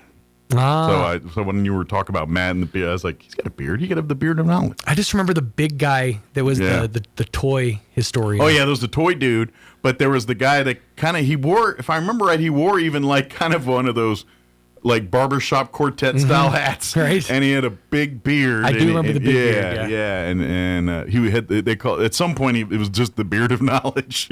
I think that's what they called him. So anyway, Matt's good. That was the whole point. Yeah, we're gonna play an interview with Matt. It's gonna be Matt. All right, 8:15. Here is your weather. Weather this hour brought to you by Southwest Bearing under new ownership. Custom solutions for your heavy equipment. Hydraulic hoses, hose repair, bearings, seals, sprockets, belts, tools, fluids, and fittings. I'm meteorologist Steve Hamilton with your Pecos Valley weather. Very warm and very dry for the next couple of days. Strong high pressure system over the southwestern states. Sunshine for us today will be in the low 100s, down to the low 70s for the overnight hours. A little bit windy and a few clouds, and then sunny and hot again on Wednesday. Afternoon highs about 100 or slightly over. We're expecting low 100s again on Thursday. We'll stay sunny. I'm meteorologist Steve Hamilton, and that's your latest forecast. Thank you, Steve. Currently 77. Fair and breezy here in Roswell with humidity at 50%. Winds, they say, are gusting, blowing south 23, gusting to 32. My weed tree's whipping a little bit. I don't know if it's 32 whipping, but it's whipping. Sunny today and 102 for our high. South winds at around 15 miles per hour. And that's pretty much what we got till now for the foreseeable future. Partly cloudy tonight. Overnight low of 73. Southeast winds 10 to 15 miles per hour. Tomorrow, Wednesday, sunny, hot, high of 100. South winds 10 to 15 miles per hour. Thursday, sunny and hot, high of 101. South winds 5 to 10 miles per hour. Friday, sunny and hot, high of 101. Saturday, sunny and hot, high of 100. Sunday, sunny and hot, high of 101. And Monday of next week, sunny and hot, high of 102. So rinse, recycle, repeat. That's what we got for the next week or so here. All right, it is 8:17. We only got like a 1 minute break to take. That was pretty short. It's the beginning of the month. I think that's why. So we'll take a quick 1 minute break, and then we're going to play our interview with Matt Bristol from Bristol Law. Don't go away. You're listening to Mornings with Mike Winters. Exciting news for Southeast New Mexico. The Advanced Heart and Vascular Center of New Mexico in Carlsbad, home to Dr. Amanda Ryan's trusted cardiology care for over 13 years, is now part of Current Clinic. That means world-class electrophysiology services right here in Southeast New Mexico. No more 3-hour drives to see a specialist. Current Clinic is bringing advanced, life-changing treatment for atrial fibrillation, AFib, and other heart rhythm disorders close to home. Early intervention for AFib can dramatically lower your risk of stroke, and our goal is to help our community understand just how important that is. You and your loved ones deserve comprehensive, cutting-edge heart care without leaving town. If you're experiencing an irregular heartbeat or AFib symptoms, expert care is now available locally. Visit currentclinic.com today to learn more and schedule your consultation. Current Clinic, easy access to comprehensive AFib care right here in Southeast New Mexico. Here's a Mornings with Mike Winters fun fact. There are 293 ways to make change for $1. Try all 293 on the guy who keeps borrowing money from you. Here's Mike Winters. In the studio this morning for his monthly visit, Matt Bristol from Bristol Law Office. For his monthly visit, Matt Bristol from Bristol Law Office back with us. Good morning, Matt. Morning, Mike. How you doing? Doing great. How about yourself? Doing good. So, like, you had quite the vacation, right? Yeah, I went up the Mississippi and then back down the Mississippi, I guess you could say. So, with the Vicksburg? Yeah, we went basically from New Orleans to Natchez. So we went up to, started in New Orleans and then went north to Natchez, Mississippi, which is about 30 miles from Vicksburg. Okay. And then back south down to New Orleans. There's about 7 days total. So it was wow. cool. Well, sounds like you had a good time. It was good. Lesson is I'm going back. I got to spend about 2 hours on a bus to see the Vicksburg Battlefield Park, and that was wrong. That's like sending a kid to Disney World and dropping them off at the front and saying, see the monorail? See the castle? All right, get back in the car. We're going home. That's kind of how I felt. So we're going back to that one. Yeah, there's a lot to see there. Yeah, but how's your month been here? Good. Been nice and quiet. One of my staff is on high school vacation trip this year to Europe and England and France and Italy, and so she's a chaperone. She and her husband going with her son. Nice. And so they landed in England Sunday. So that's a bucket list thing for me. I've been to Europe. I mean, in military, I was in Italy, Germany, but I never got to go to England, Ireland, or that area. So that's going to be a place for me to go back is see the UK, I guess you could say. Yeah, so I think they were spending half a day at the Tower of London, and I told her that's some place where she could spend all day. I would imagine, yeah. That's pretty cool stuff, yeah. Yeah. And I don't care. Everyone makes fun of British cuisine. I still want to eat some. I want, give me the mushy peas and the bangers and mash. I want to, be legit. Try all that. Yeah, that's what they had last night. Was bangers and mashy. Yeah. Yeah, you gotta win in Rome, so to speak, or in this case, win in London. Yep, gotta have those fish and chips. Yeah. Oh yeah. Yeah, I'll even eat your weird blood sausage or blood pudding, whatever it is. I'll try it. I did it. Just don't order a beer. Because if you order a beer, they know you're an American. Lager or pint? Lager or a stout. Stout, okay. Yeah. I usually just say, give me a pint. That usually gives me cover. Of course, you don't know what you're getting sometimes, but, just go with the flow. Well, I hope you make it there soon. Yeah, that's the thing. Now, I did have beer in Germany, and that place you'll find, depending on where you go, you'll find things floating in your beer there. So, right. I've learned to just go. I just ask and just go with the flow, and if I don't like it, I suffer through it and don't order another one. Yeah, generally it's some kind of wheat beer that's cloudy. Yeah, there's a Hefeweizen or whatever they call it. I don't know, but yeah, it's served warm and it's literally got barley and chunks of wheat or whatever floating in it. And stuff. Yeah, but they love it. Yeah. Oh yeah. If you had any opportunities to go up to Wahenepe, I know, of course, the summer camp season with scouts and all that stuff. I didn't know. Last month, yes, we went the Memorial Weekend where we remember scouters who've passed away, and Jimmy Allison and Ron Weiser were two of the people who were on. Lost in the last year here, I guess. Last 2 years, I think, is what they did, and those were both of them will be missed very, very much. They were big contributors to scouting in New Mexico here. Oh, yeah. Absolutely. Yeah. Oh, yeah. So it was a good turnout. It was a good service. People got to talk about the missing ones and what they remembered. And so there's a lot of good stories. Sure. Very positive. If I would highly, if you have family in scouting or if you're interested in scouting, please, but as part of your scouting experience, please make it and whenever that is, please spend a week at camp with either Cub Scouts, Boy Scouts, whatever level of scouting you are here. That's one of the cool experiences for a kid is a week at summer camp, and Wahenepe is a beautiful camp up in the mountains, and it's. All kids need to get off the electronics and go get in the woods for a little bit. Yeah, there's no cell reception up there, which is good. Our scouts got a lot of merit badges. Yeah. There's a few that need a little cleanup stuff, and tonight we're going to sort out who needs to finish what. Nice. Well, good. But anyway, my quick plug for scouting. Go. It's a great program, and Matt and I both can say with certainty that we are both where we're at due to the things we've been associated through scouting with in our lives. Absolutely. So, yeah. That being said, for folks that don't know, if you never heard this before, Matt joins us each month and talks legal advice with us. Sometimes it's for family, sometimes it's for business, sometimes it's for both, but anything from protecting your assets to estate planning to determining what's best for your business, all legally. That's kind of where Matt goes. That's his territory. Yeah, so today we're going to talk generally about estate planning basics. Okay. Kind of general stuff. So do young parents who really don't have any assets, do they need a will? Yes.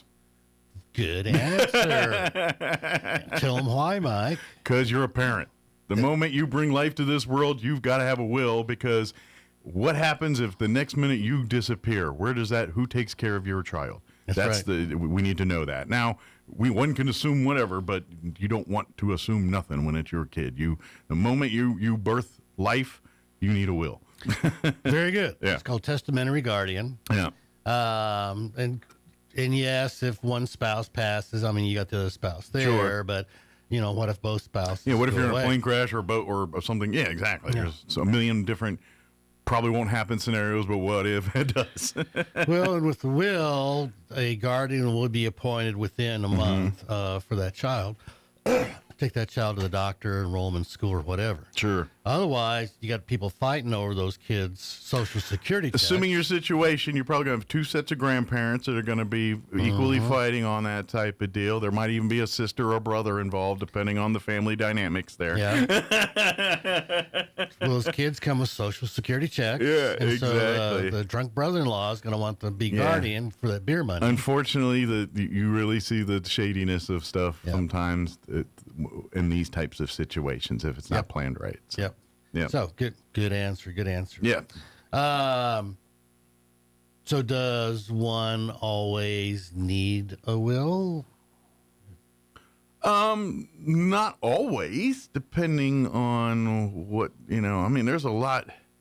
Am I saying should you have one? Absolutely. But, in certain circumstances, you probably don't. If you don't have any assets, if you don't have anybody to leave anything to, and you don't really care, then I guess you don't need a will. Well, there's, correct. You don't always need one. Yeah. So we'll talk about probate in a minute, but there are certain ways for called non-probate transfers. Sure. To where your assets go to whoever you designate without having to go through probate court. Gotcha. So on bank accounts, you can put POD, payable on death, and name kids, nephews, nieces, or whatever. So basically, that way, then those assets, whatever they're in there, it's not in a will per se, but it's already earmarked. At the moment of my death, these transferred to my son or whomever you designate. Correct. So that's the contract between you and the bank. Gotcha. That says when I die, this is who you pay money to. Got it. This account could be a CD, checking savings. You could have, name my surviving children in equal shares. Probably transfer some kind of trust fund or something if you want to send it to grandkids or something like that, or savings account or something. I don't know. Could be able to do that, but minor children, can't own things. Gotcha. So it'd have to be in the name of the parent. Yeah. Got it. Mommy is trustee for her grandbaby. So probably a daughter like or son or something like that, more than a grandkid. But I get what you're saying. Yeah, and the good thing about a POD account is as long as Mike's alive, that's Mike's money. And Mike can use that money for anything he wants. So he always has access to it. Sure. And whoever you name as beneficiary, niece, whoever, they cannot touch that money without a death certificate. They can't get their grubby little paws on it. Gotcha. I was kind of wondering and kind of made it curious about that. Does the person have to know, or can they find out? I guess that's where you need a will at some point to tell them. But because I guess you can set that up, but I guess it's on you to tell your loved one, "Hey, I did this." Yes. But do they have to be in on it to do that? Well, somehow they're going to have to be notified. That's what I'm wondering. Yeah. I didn't know if they just look, you don't tell them until I die, and then you send them this, or when this is set up, no, they need to be in the room. Is that? I was just curious how that works. Well, that's going to be an individual choice. Gotcha. Okay. But somehow they're going to have to know, because chances are the bank isn't going to tell them. Sure. Well, the only reason I ask that is because, family situations, like it's going to blow things up if I tell them now and all this. So I'm just going to keep it quiet until I'm gone, and then they'll figure, you know what I mean? There's that logic to some people. Sure. Yeah. But then you would just tell them, I have a savings account, but you won't tell them how much is in there. Gotcha. So this is where I bank. I've got, the beneficiaries designated on the checking and savings, and so, you guys go to the bank and start asking them questions. Well, if you've listened to our past discussions, we've always said every year you need to have the talk with the people that are involved in whatever it is and tell them, whether it's your kids or your spouse or all of the above, and once a year have that meeting and saying, when I die, go to this drawer or talk to this individual or tell them the plan of what happens, with your assets and with your money and with your family the moment you leave this earth.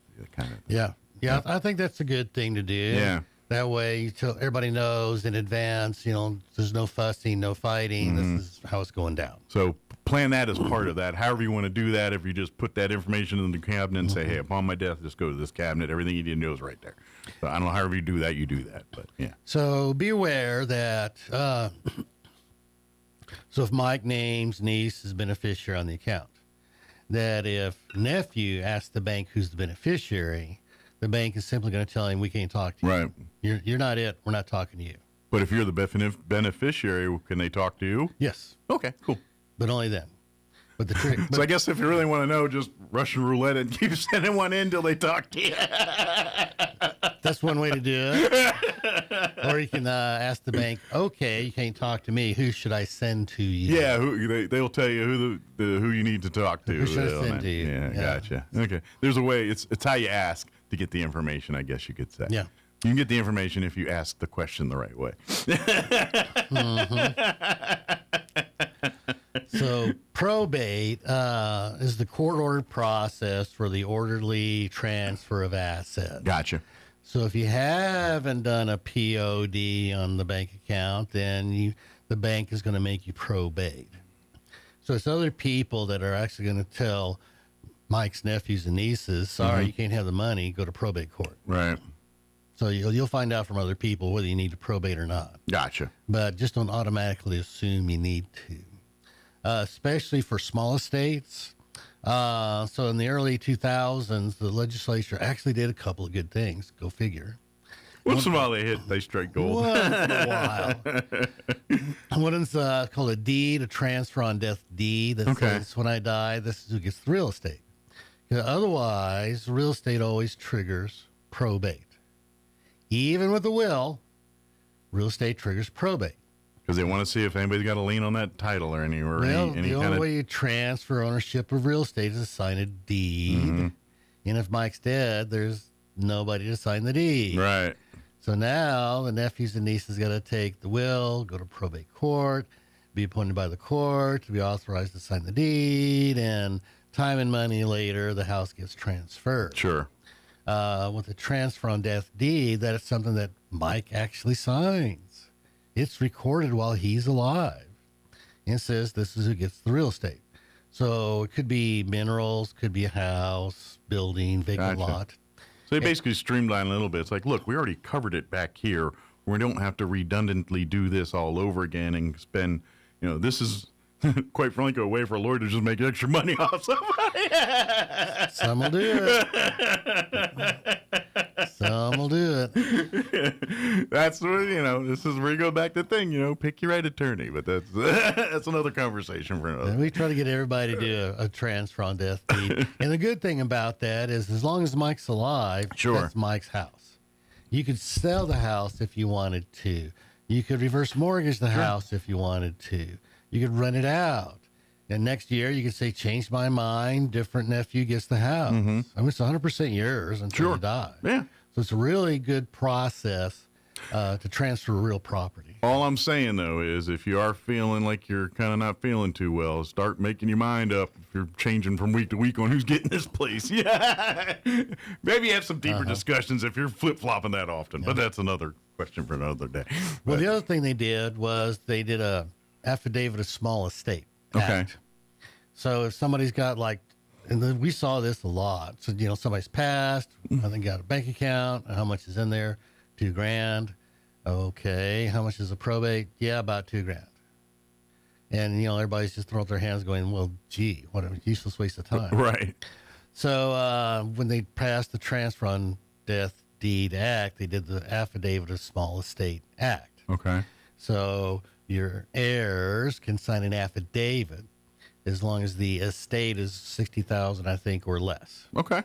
And then go get a little bitty bank account, a savings account, a little bit last paycheck. So they can clean up little stuff with that affidavit. Got it. But think about that. What is in Mike's estate? That's the big, because the estate has to be less than X number of dollars. Got it. Well, if you have a transfer on death deed, that's not part of your estate. It passes outside the estate. So now you're talking generally for most people, if they don't have the house, they don't have a whole lot of anything else. Right. Yeah. It's pretty much the estate. Yeah.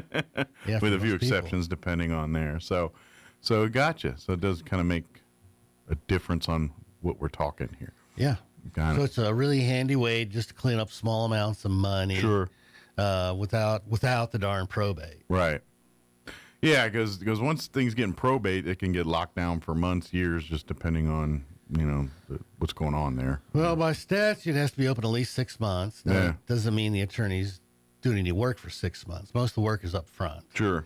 And then you just watching the calendar, waiting for 6 months to expire. Just waiting for someone to lay claim to something or something to come in the mail, basically. Yeah. Yeah, pretty much. But that waiting around is a good reminder that if a loved one passes away, a non-spouse passes away, you want to make sure that their mail is forwarded to you for at least 1 year. And guess what? As a person that's had this stuff done and done this stuff before, even years later, you'll get a piece of mail every once in a while. Like, to this day, I'll still get something from my mom. Not so much from my dad because he went on and remarried, and so she handles a lot of that. But my mom, it's my brother mostly with me because he lived there, so he was able to do more than me, even though I'm the older brother. But even to this day, every once in a while, he'll get a thing in the mail. She was a lover of Finger Hut. And that's another story. Getting back to assets and things, she kind of owed them a bunch of money, and well, they didn't get it. Too bad. Can't get blood from a turnip. Sorry. Yeah. But things like safe deposit box rentals only come once a year. Sure. That's why you want that mail forwarded to you for at least 12 months. Gotcha. In case that way if you've done it for a year, more than likely you've seen the cycle of what's going to come through. Right. So it makes sense. And when you get those Finger Hut bills, you just write deceased, return to sender on them. Yep. Same thing with MasterCard or Visa, just deceased, return to sender.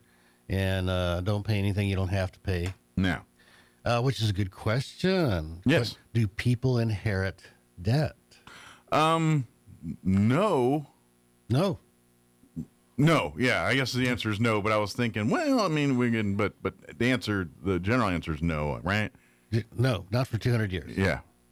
But, I mean, there's 250 years. I'm guessing there's situations where if you're bequeathed the house and there's a lien on it, you got to pay that off to get your house, right? Or if there's some kind of... Good question. Yeah. So Mike has a transfer on death deed to niece. Yeah. Mike passes away, but then he's told the niece about the transfer on death deed. So she takes the house subject to the mortgage. Mm-hmm. So she did not sign the mortgage note. She didn't sign anything. She's not personally liable on that mortgage, but the house is subject to the mortgage lien. So if she doesn't pay the mortgage, the house will get foreclosed on. So the problem we see is that niece calls up mortgage company. Hi, Mike passed. I can send you a death certificate. Transfer on death deed. I got the house. I can send a copy of that to you. How much is owed on the mortgage? And what does the mortgage company say? Do you know? They'll tell you they'll say you can't tell you probably because you're not the owner of the house. Bingo. Or you're not the person on the debt. Right. Yeah, exactly. Yeah. I say, sorry, this isn't your account. We can't talk to you. Yeah.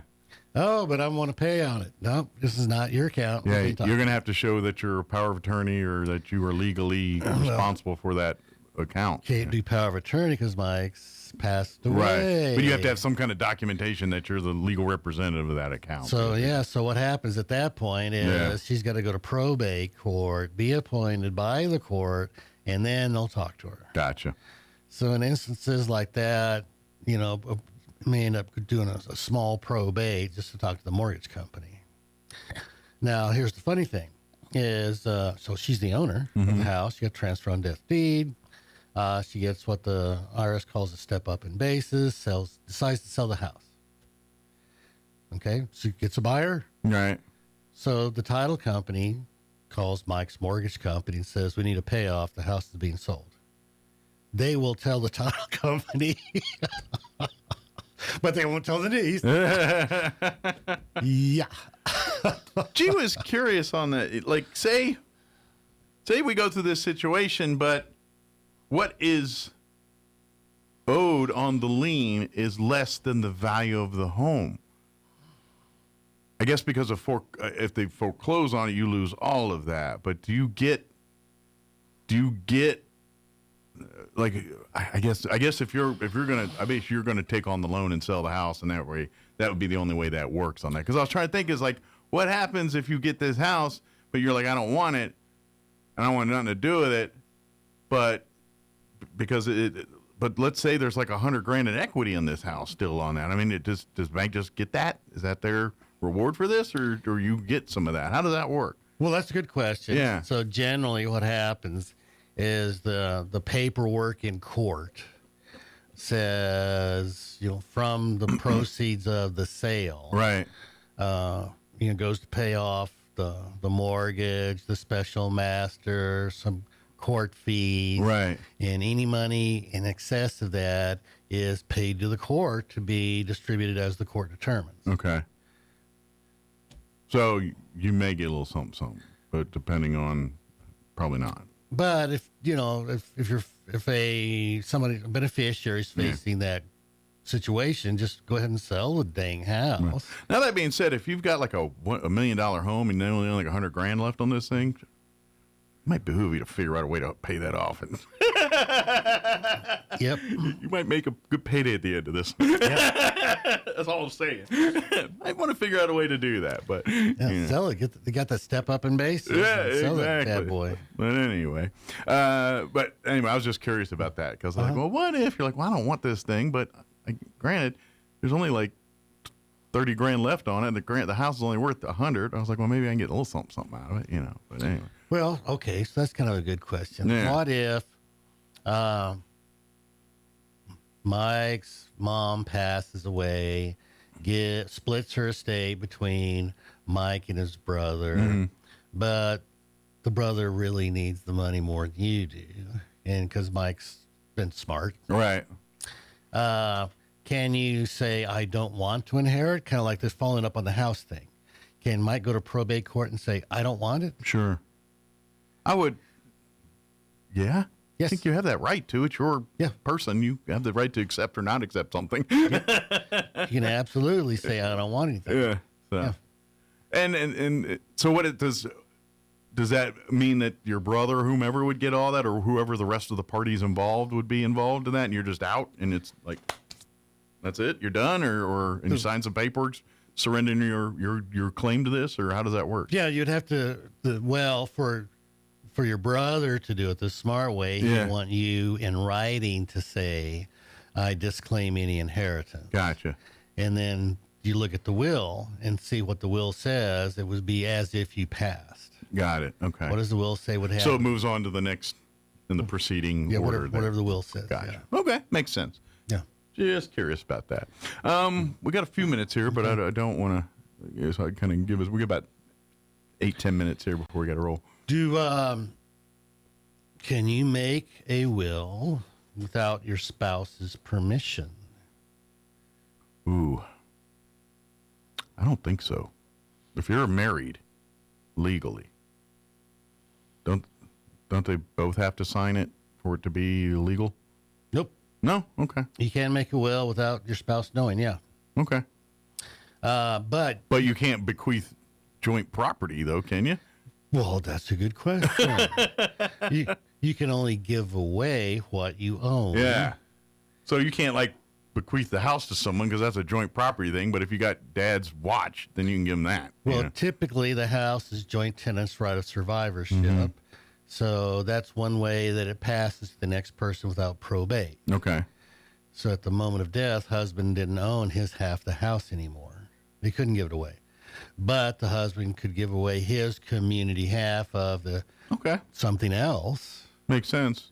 You know, so he can give away his community half to other people, not his spouse. But I imagine that there'd have to be some caveat in that, or because that the mom, you don't get it till the other part of the spouse is out of the house, kind of thing, or something. Well, but again, depends. The house is typically owned as joint tenants, right? Of survivorship.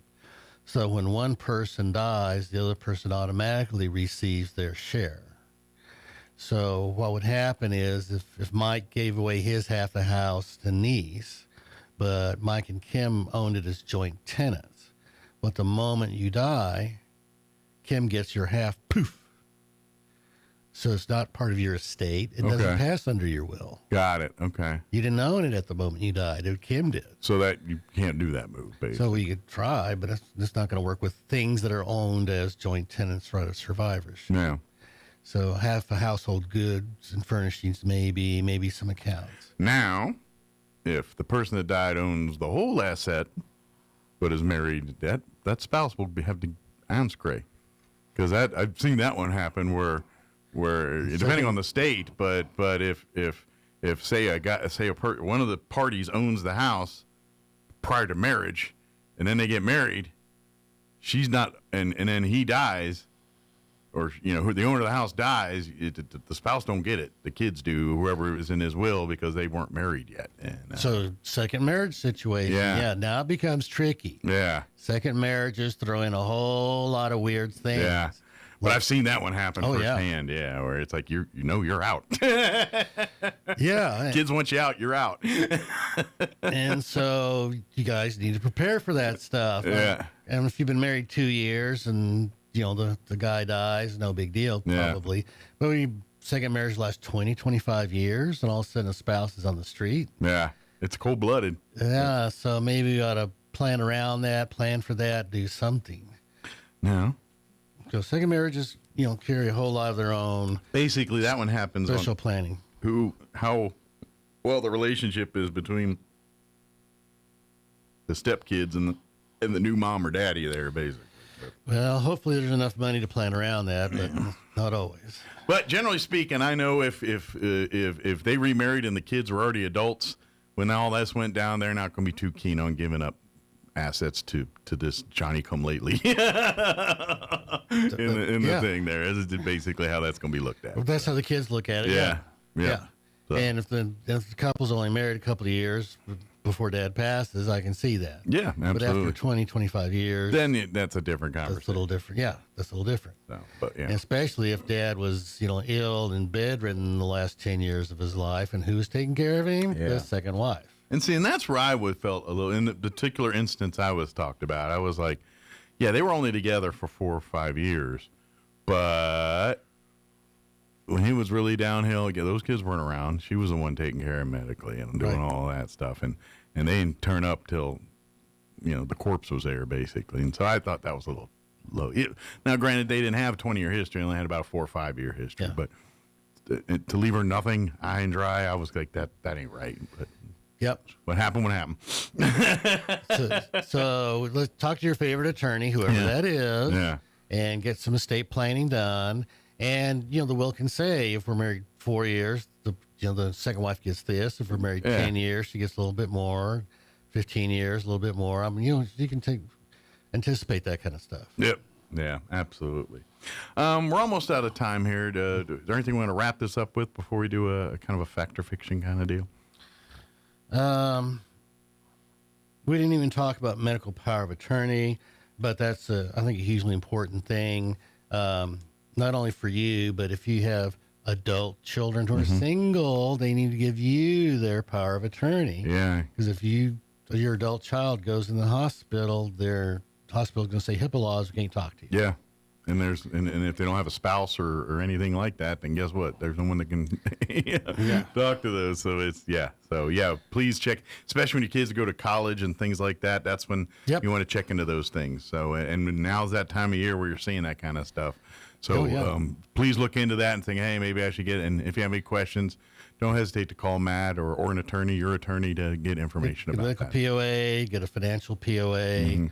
Because if that kid's in a car wreck, then somebody's going to have to deal with the kid's bank. If they're renting an apartment, they have car payments, that kind of stuff. Absolutely, yeah. That's treat it like business.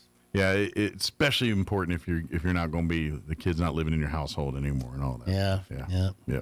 Tough to think about. Yep.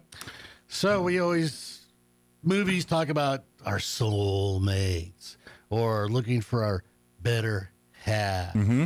So where does that come from? And I'm sure there's probably different. I always think the yin yang type stuff. So I don't really know the origin of it, but I'm sure it's something Greek. Naturally. I just need my Windex. Right. Yeah. So in ancient Greek theology, humans originally were created of had both sexes. They were hermaphrodites, I think. So we had sex organs of both, and that's how things were. And then some mankind did something to piss some gods off. Okay. And so that's when the gods split humans into men and women. Okay. And that's why we're always looking for our better half, our soulmate, because we got split up. Because the humans, gods got mad and split us into team boy, team girl. But that's why we're looking for our mate, soulmate. Good deal. So, moral story is don't tick off the gods. That's right. They'll come back and get you. But if you do, Matt Bristol can help you out mostly. There's a segue for you. I don't know if he can help you with some acts of God, but, the legal ones he can. If it's Zeus, there may be an extra charge. That's right. Yeah, that's going to be overtime on the Zeus one. But if you do need any legal advice or anything, don't hesitate to reach out to Matt Bristol at BristolLawOffice.net. BristolLawOffice.net. Thank you. 625-5284. Yeah, and he'll set up a consultation appointment. He'll sit down and talk to you, and then you explain the situation, and he'll tell you, you know what, fill this out, do this, you're done.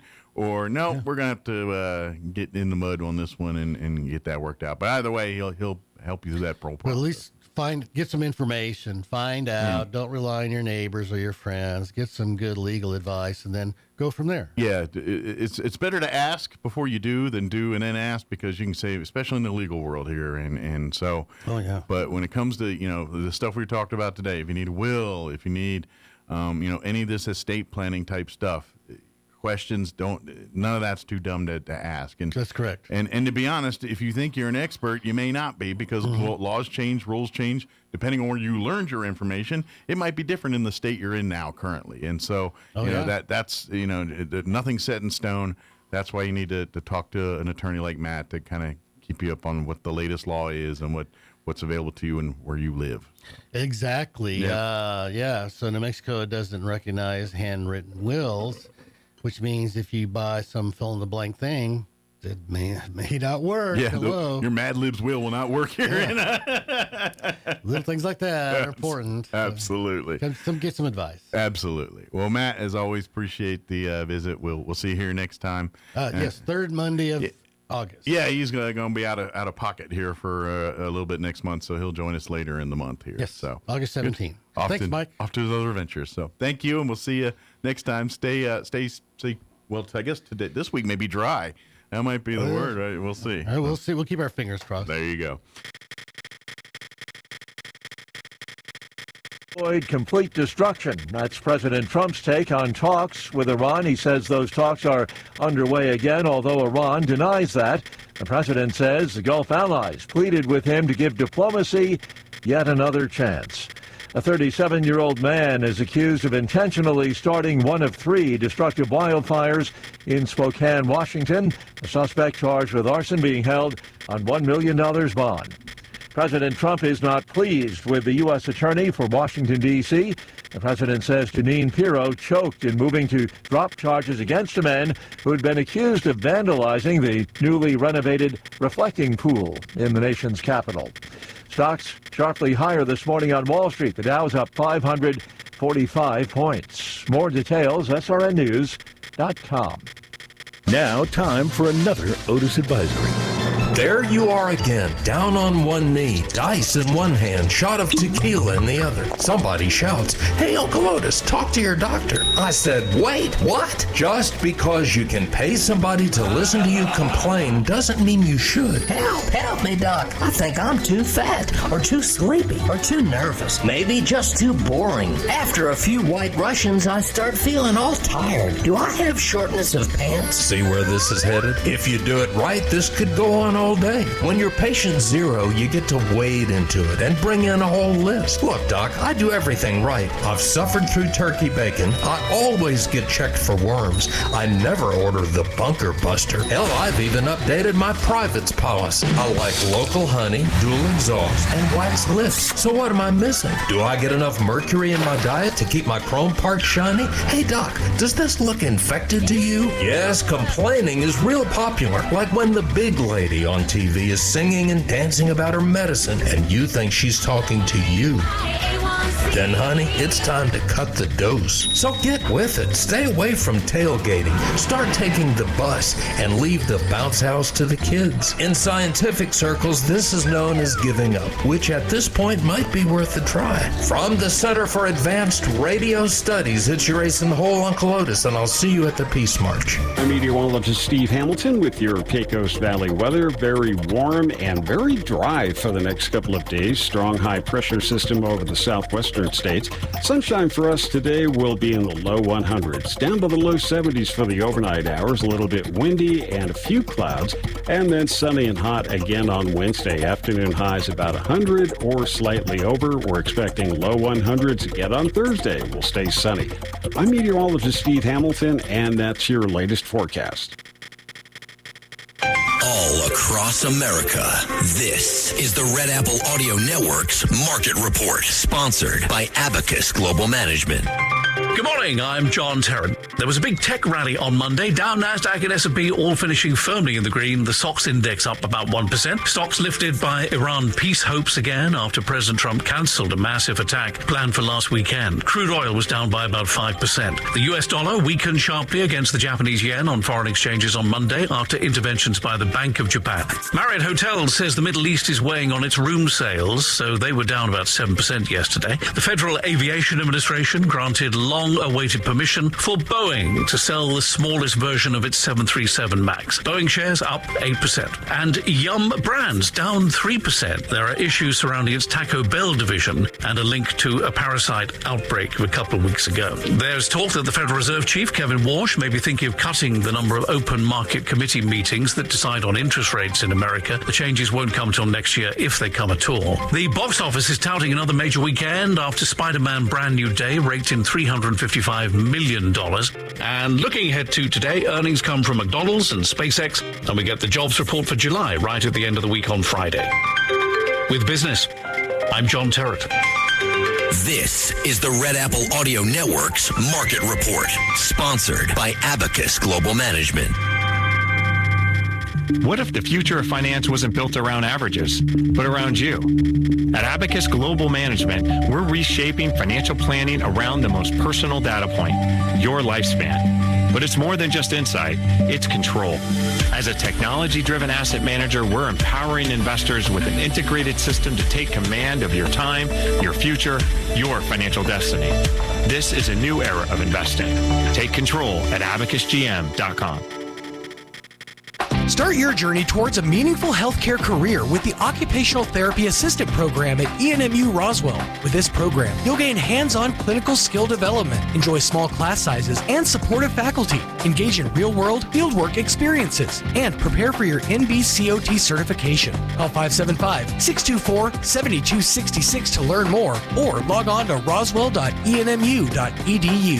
ENMU Roswell. Success starts here. My dad loves his car. When we go out for a drive, I always have to be buckled in the back seat. My dad says I have to be safe, but then sometimes he won't wear his seatbelt. He thinks it's okay, but then we got hit by another car. And Dad, he got really hurt. No, we don't go out for a drive anymore. Click it or ticket. Brought to you by NMDOT. Here's a Mornings with Mike Winters fun fact. Due to extreme pressure and weather conditions, it literally rains diamonds on Neptune and Uranus. Stop snickering because I said Uranus. Here's Mike Winters. And good morning. We're closing in on 9 o'clock. Stay tuned next hour around 9:15 or so. We're going to replay our interview we had last month with Lieutenant Jacob Sanchez from the Chaves County Sheriff's Office, talking a lot about recruiting and just, update at the Chaves County Sheriff's Office. We'll play that for you next hour. Town Hall News is up next. We'll be back on the other side of news. You're listening to 106.5 Roswell's Talk FM, KEND, Roswell, New Mexico. Breaking news this hour from Town Hall. Amit Thomason.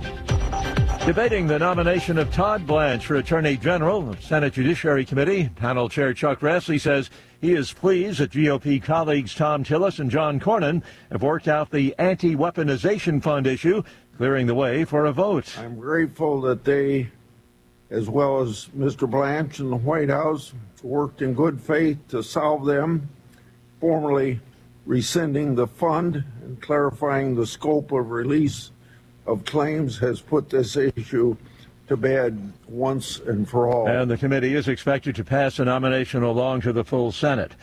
It's their last chance to avoid utter destruction, so says President Trump, who says that talks are underway once again with Iran. He says the Gulf allies pleaded with him not to attack Iran, but rather to give diplomacy one more chance. A 37-year-old man is accused of intentionally starting one of the 3 destructive wildfires in Spokane, Washington, charged with arson. The suspect being held on $1 million bond.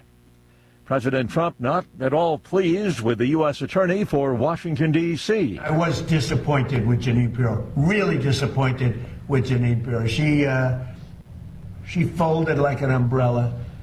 And people get away with things, and it's a disgrace. The president says Pirro choked in moving to drop charges against a man who had been accused of vandalizing the reflecting pool. Although job openings are down slightly, falling to 7.4 million, the government reports that employment remains resilient in the face of multiple challenges, perhaps the biggest of which is the ongoing uncertainty over the Iran situation. Wall Street resilient this morning, stocks sharply higher. The Dow is up 805 points, while the NASDAQ is ahead 426 points. More on these stories, townhall.com. Full speed into summer, and if you're thinking about buying a home this year, here's what you need to do first. Get pre-qualified, not once you found the house, now before you even start looking. Here's why. In this market, houses sell in days, sometimes hours. The buyers who win aren't the ones with the highest offer. They're the ones already approved, ready to move, with a lender who can actually close. If you're not pre-qualified, you're a week behind. Maybe that house is gone. Well, I want to tell you about Fellowship Home Loans. For over 20 years, my friends Mike and Brian, guys that I've worked with, they've built Fellowship around one thing, getting loans done for real families with unique situations. They use programs and options that typical lenders don't take the time to explore. Down payment solutions that fit the way people actually live. Everything's done in-house, one roof, one team, all with a servant-led mentality. Get pre-qualified today. Go to fellowshiphomeloans.com/Mike G or call 800-510-MIKE. Fellowship Home Loans, mortgage lending by the book. Nationwide Mortgage Bankers, DBA Fellowship Home Loans, equal housing lender, NMLS number 819382. A punishing heat wave is blamed for the deaths of several female lions at a Tokyo zoo. Autopsies pointing to dehydration and multiple organ failure. Zookeepers say 3 more lions are unwell, although some are beginning to recover. The staff have installed air conditioners and industrial fans to help keep the animals cool. Experts say the combination of Japan's intense heat and high humidity make it difficult for the lions to regulate their body temperature. The sudden heat wave may have left them little time to adapt after the rainy season this year. So far, more than 43,000 people in Japan have been hospitalized due to heat stroke this summer. The BBC's Haruni Mori. Authorities in Guatemala have ordered evacuations around the Fuego volcano, which is erupting. The Guatemalan Disaster Agency confirms the eruption, which it says started yesterday morning and then intensified throughout the day. News and analysis at townhall.com. Several states upset over renewed tariffs are taking the Trump administration to court. 25 states are joining a lawsuit suing the Trump administration over the latest round of double-digit tariffs. They say the basis, that countries had not done enough to crack down on imports produced by illegal forced labor, is a pretext. New York Attorney General Letitia James says after losing at the Supreme Court, the administration is once again trying to illegally raise taxes on families and businesses with a new round of tariffs. Pennsylvania Governor Josh Shapiro says the president's tariffs have injected unnecessary chaos and confusion into residents' lives and raised prices across the board. I'm Jennifer King. Customs and Border Protection ordering construction crews working on the border wall to stop drilling wells in drought-stricken New Mexico, ordering a halt after ranchers complain that pumping the groundwater that's needed to mix cement could deprive their livestock of life-sustaining water. More on these stories, townhall.com.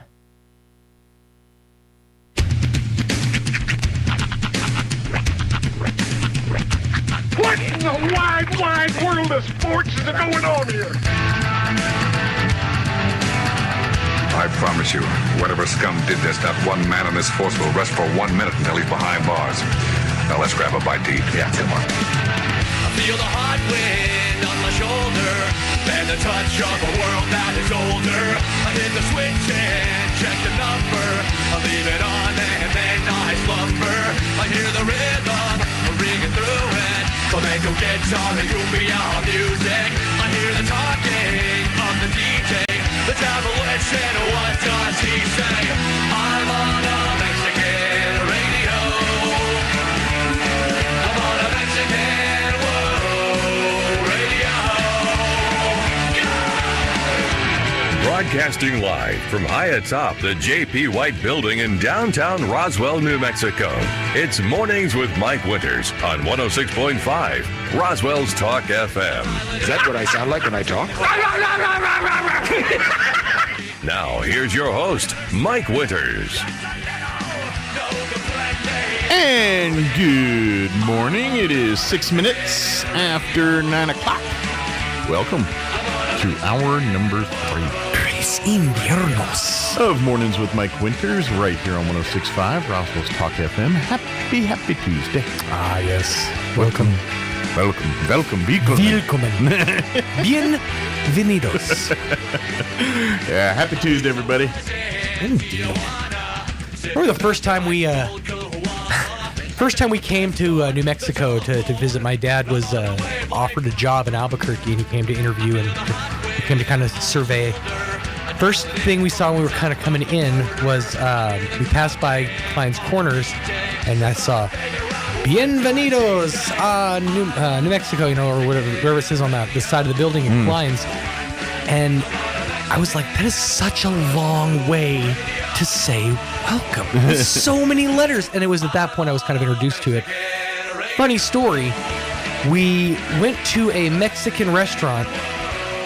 No, I'm sorry. We went to a restaurant in Albuquerque. I don't know if it was Mexican. I think it was just like Mexican-American, or it was like a hybrid thing. My dad ordered a bowl of chili.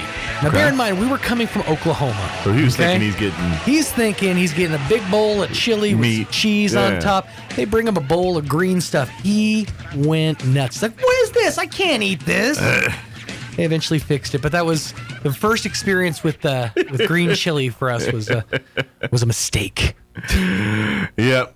Yeah, when there's an E on the end, it's not the same. It sure is not. Speaking of, though, I've been noticing just more and more the crackle and the smell of the chilies. Yeah, it's full on smoke. People are getting their chilies. Season. Every grocery store's got their roasters roasting, and farmers markets full on roasting. Yeah, it's all good. It's the best smell on the planet. Yeah, I love it. It is a good fall smell. Mm-hmm. Although, I like the smell when it's a little cooler. Yeah, that's the thing. It is. It smells better when it's 60 instead of And I feel like I say 100. this every year, but it feels unseasonably early for us to be doing green chilies. Like I'm used to it being in like the September region, but hopefully we'll still be roasted. Because then you get deep into fall and you're like, wow, green chili season seems like it was like a year ago, but it was just a couple of months ago. Yeah, it's cold. I like when it's the cold. We move on quickly around here. Yeah. Everybody's already all got their minds and their sights set on like fall festivals and the state fair and things. Oh yeah, Halloween and stuff's gonna be like next week. I always, of course, in my household, Halloween's kind of one of these double-edged swords because my wife's birthday is also on Halloween, so we generally prioritize the birthday as opposed to the Halloween part. Right. A lot of times we'll combine it and we'll be a Halloween party we go to / birthday, and everyone will be in costume and we eat birthday cake. But I just so happen to live in a neighborhood where we don't get kids, so it doesn't matter. Well, and that's the thing is like I legit, I've waited. I've never had one trick or treater ever, and I wouldn't. not wait. I don't wait anymore. But when I did say, wait one year, do you still get the candy? Yeah, but that's just that's for me. Yeah, I'm getting that. I'm saying I'm getting it for them. My whole thing is, well, what if you never know? There might be, and I'll be like, I ain't got no. Here's a toothbrush, kid. Here's a book of carpet samples. I'll have some. That's why you keep obscure stuff in your kitchen, like an apple, a kiwi, just in case you get that one who's like, well, we got this kiwi. Yeah, I got a. Actually, I think I can give them a little bag of trail mix if they want it right now. I got that in there. I got some gorp for you. Yeah, that's kind of my snack. I got little snack packs. I get those when I get hungry. God, you snack like a veteran. Mike's house, though, is in the neighborhood. Really, is set up in such a way that it is perfect if you want to avoid trick or treaters, Mormons, and Jehovah's Witnesses. But also really, really tough if you're trying to get a delivery. This is true, too. Anytime there's a DoorDash or pizza delivery or something. God forbid an ambulance. You know? Yeah, now that's going to be... Well, fortunately, I can hobble to the hospital if I need to. That's true. I am within a stone's throw of the hospital. You just cross the street there. It's fair. So if need be, I can meet him in the middle. Or, hey, if I roll out into the street, will you pick me up? Just do one of these things. Right. Hoist him over the wall. Right. And you're there. Look, I'll be on Sunset. I'll be the guy passed out on the ground. Pick me up and take me a couple blocks to the hospital, please. Yeah. I've seen that like done in like TV and stuff. Have you ever actually given somebody a boost? With the whole cross fingers, like have you done? I guess the military it makes sense. I've done that. I've never been in a position like where I've needed to hoist somebody over like a wall or a fence. Yeah, getting through confidence courses and things. I feel like I would fail. I don't know if I have the upper body strength for that. I've done, and then that's where you pull each other. That's kind of right. When it's the military, you're literally, if you're doing it right, the guy's helping you. If you're doing it right, you're doing it while gunfire is happening. Well, let's just say this. The only time in my military career I ever did anything like that was basic training. Yeah. Now, I was also in the United States Air Force, and I loaded bombs. Mm-hmm. I was in foxholes. Right. I carried a gun twice my whole military career. Rest of the time, I'm a grease monkey. You know, that's what I was. I was back there, loading bombs and working on airplanes. Mm-hmm. So that's kind of what I was doing. So in other words, Mike's going to bring a bomb to a gunfight. Just so you know. Hey, you do get respect. I will say that. Oh. I will never forget. Because from time to time, I drive that little bomb lift truck I talk about, and I have to navigate the flight line and all that. But when we were in Italy and we were loading bombs and dropping bombs and playing and doing our jobs, there was times where I'd have to take, there'd be bombs over at this hangar, and I'd have to drive the bomb lift truck and pick that bomb and take it over to this hangar to load this aircraft. Mm-hmm. And so there's me diddy bopping down the taxiway in my little bomb lift truck with a 2,000-pound explosive sitting. And you'll be amazed at when all the other trucks, they steer clear of me. Like, they come in, they go this way. They get out of your way when you got a 2,000-pound bomb sitting in when front you've of you. got munitions that can take out the base, they're gonna clear a path I'm for just you. sitting there, dude, mopping down. Like, hey, you doing? Yeah, people are like, This must be what it feels like to drive an ambulance. I'm just sitting there with my bomb. It's like, oh, that's got a big yellow stripe on it. Yeah, she's a boomer. Yellow means live. Or there's bombs are color coded. When you look at a green bomb and you see a blue stripe or a yellow stripe, those dictate. If it's blue, it's a inert. Should I be taking notes? Yes. We're gonna be tested on this. Well, it might be just if some guy runs into a bank one day carrying a bomb and it's got a big blue stripe on it, it's fake. You Everybody can tackle calm that. down. Calm down. I know he's carrying a fake bomb. It's fake. You can The gun might be real, but that bomb. Well, like there's been instances where people have taken what was called, it's called a BDU-33. Mhm. It's a practice bomb. It looks like a little teardrop bomb. It's about yay big, weighs about 30 pounds. Stop doing that. It's got a spotting charge to, I'm going to keep doing this. It's got a spotting charge at the end when it hits. But anyway, it looks like a bomb. Right. But people like walked into like banks and stuff thinking they're going to blow. And I'm like, yeah, only thing you're going to blow off your foot, dude. At best, if you just found in the ground, it's probably not even going to do that. So, Right. But anyway. That seems like a very inefficient way to hold up a bank. Probably. It is not. But I think this guy was threatening to blow up a bridge, if I remember the story correctly. But That's that's a BDU-33. That's bomb-worthy. You know, it's kind of like I got a BDU in my BVDs. It's kind of like Joe Dirt's Space Peanut, and it is Boeing bomb, septic tank / atomic bomb. All right. What you got right there is a freeze-dried piece of poopy. See that right there? It's a peanut. It's Space Peanut.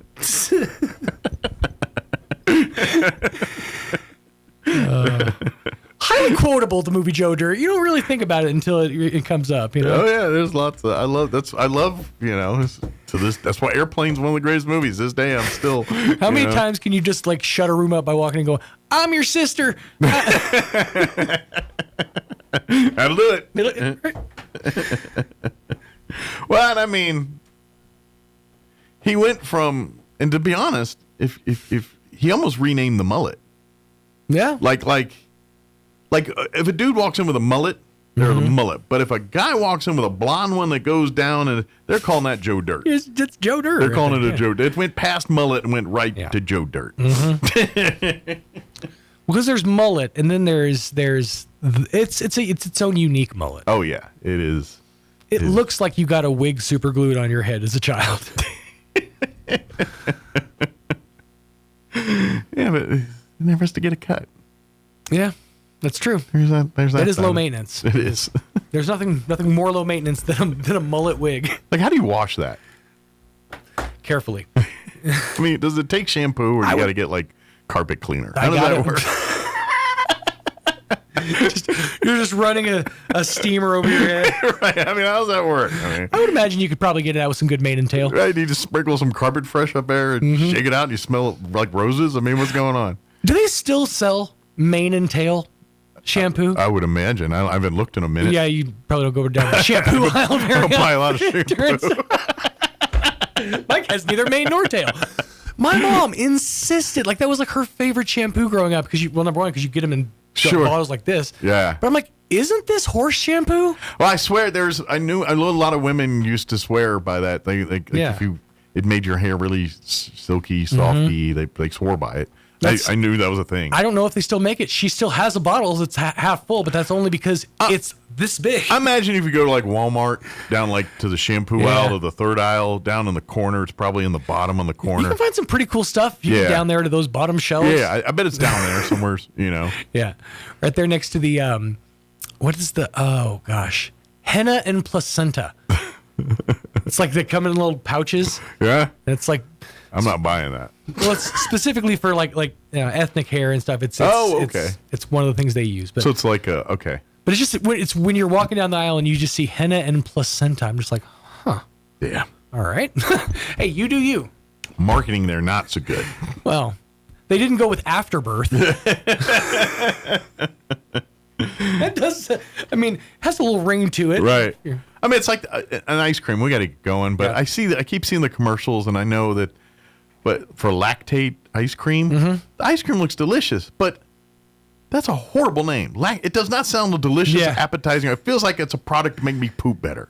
Well, that's what lactate sounds like. It's a product to help you avoid pooping worse. Exactly, but it's still like, I mean, look, come on, marketing people I get you're trying to sound like a help, but ain't no kid screaming for lactate. Well, the generic product Lactobacillus ice milk was it's not moving.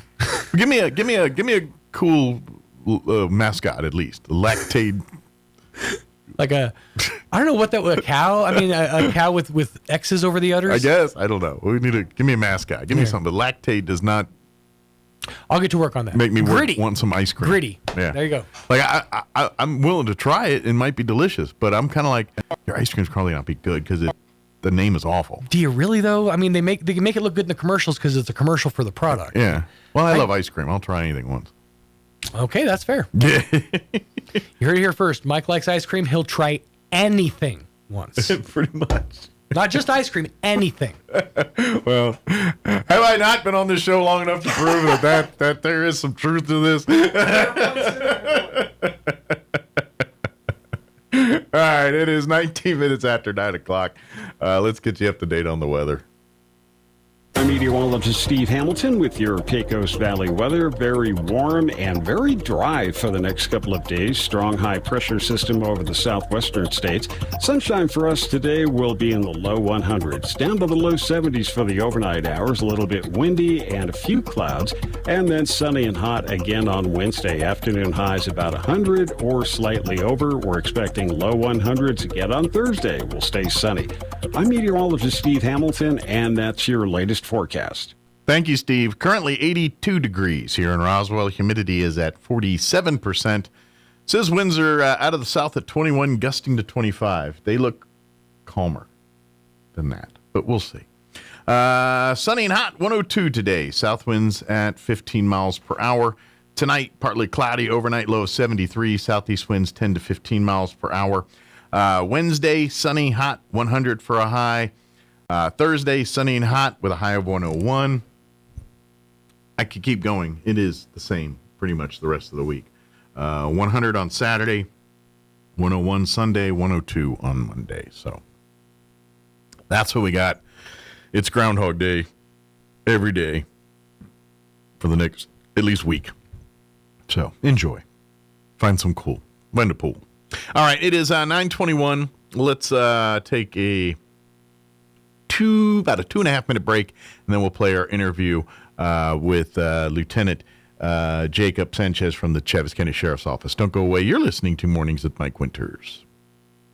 It's almost time for the 90th Annual Lee County Fair and Rodeo, July the 31st to August the 8th in Lovington, New Mexico. And get ready for the hottest entertainment in the Southwest. July 31st, the Hispanic Heritage Celebration with Keith Nieto, Conjunto Rio Grande, and Mi Banda El Mexicano.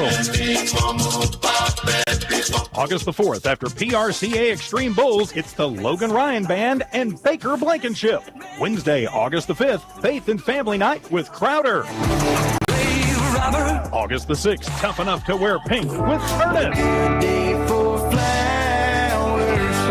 August the 7th, celebrate America's heroes with John Morgan and Chase Wright. August the 8th, Volunteer Appreciation Night featuring Old Dominion.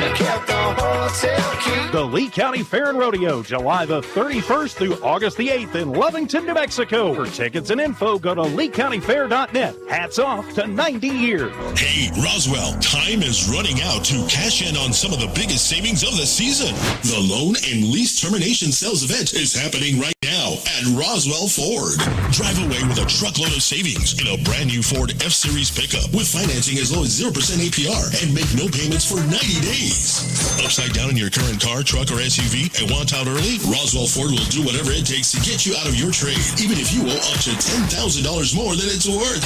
Have less than perfect credit? Roswell Ford works with a network of aggressive lenders that will push to approve your credit, even if it's less than perfect. Get on board at Roswell Ford during our loan and lease termination event and get huge savings on all new F-Series trucks, America's top-selling pickup in each of the past 49 years. 821 North Main Street in beautiful Roswell. Call 575-623-3673 or online at roswellford.com. 0 APR for 36 months is $27.78 per thousand finance on F-150 trucks. Excludes Raptor. Interest accrues from date of sale. Subject to lender approval. Offers not combined. If severe shoulder, hip, knee, or foot pain is interfering with your active life, turn to the orthopedic and podiatric specialists at Eastern New Mexico Medical Group. We provide a range of services from pain management to total joint replacement, plus specialized foot and ankle care. To find out more about treatment options, take our free joint pain assessment or watch our online seminar. Visit RoswellOrthoCare.com. That's RoswellOrthoCare.com. Here's a Mornings with Mike Winters fun fact. The catfish has over 27,000 taste buds. Do you think they prefer fried or blackened? Here's Mike Winters. We have Lieutenant Jacob Sanchez with us. Good morning, sir. How you doing today? Good morning. I'm doing great. Thank you. Good deal. How's life out? Good morning, sir. How you doing out on today? the beat Good morning. been lately I'm for doing you? great. Good deal. How's life out on the beat been lately for you? Well, it's pretty busy, especially for our patrol guys, because we're a little thin.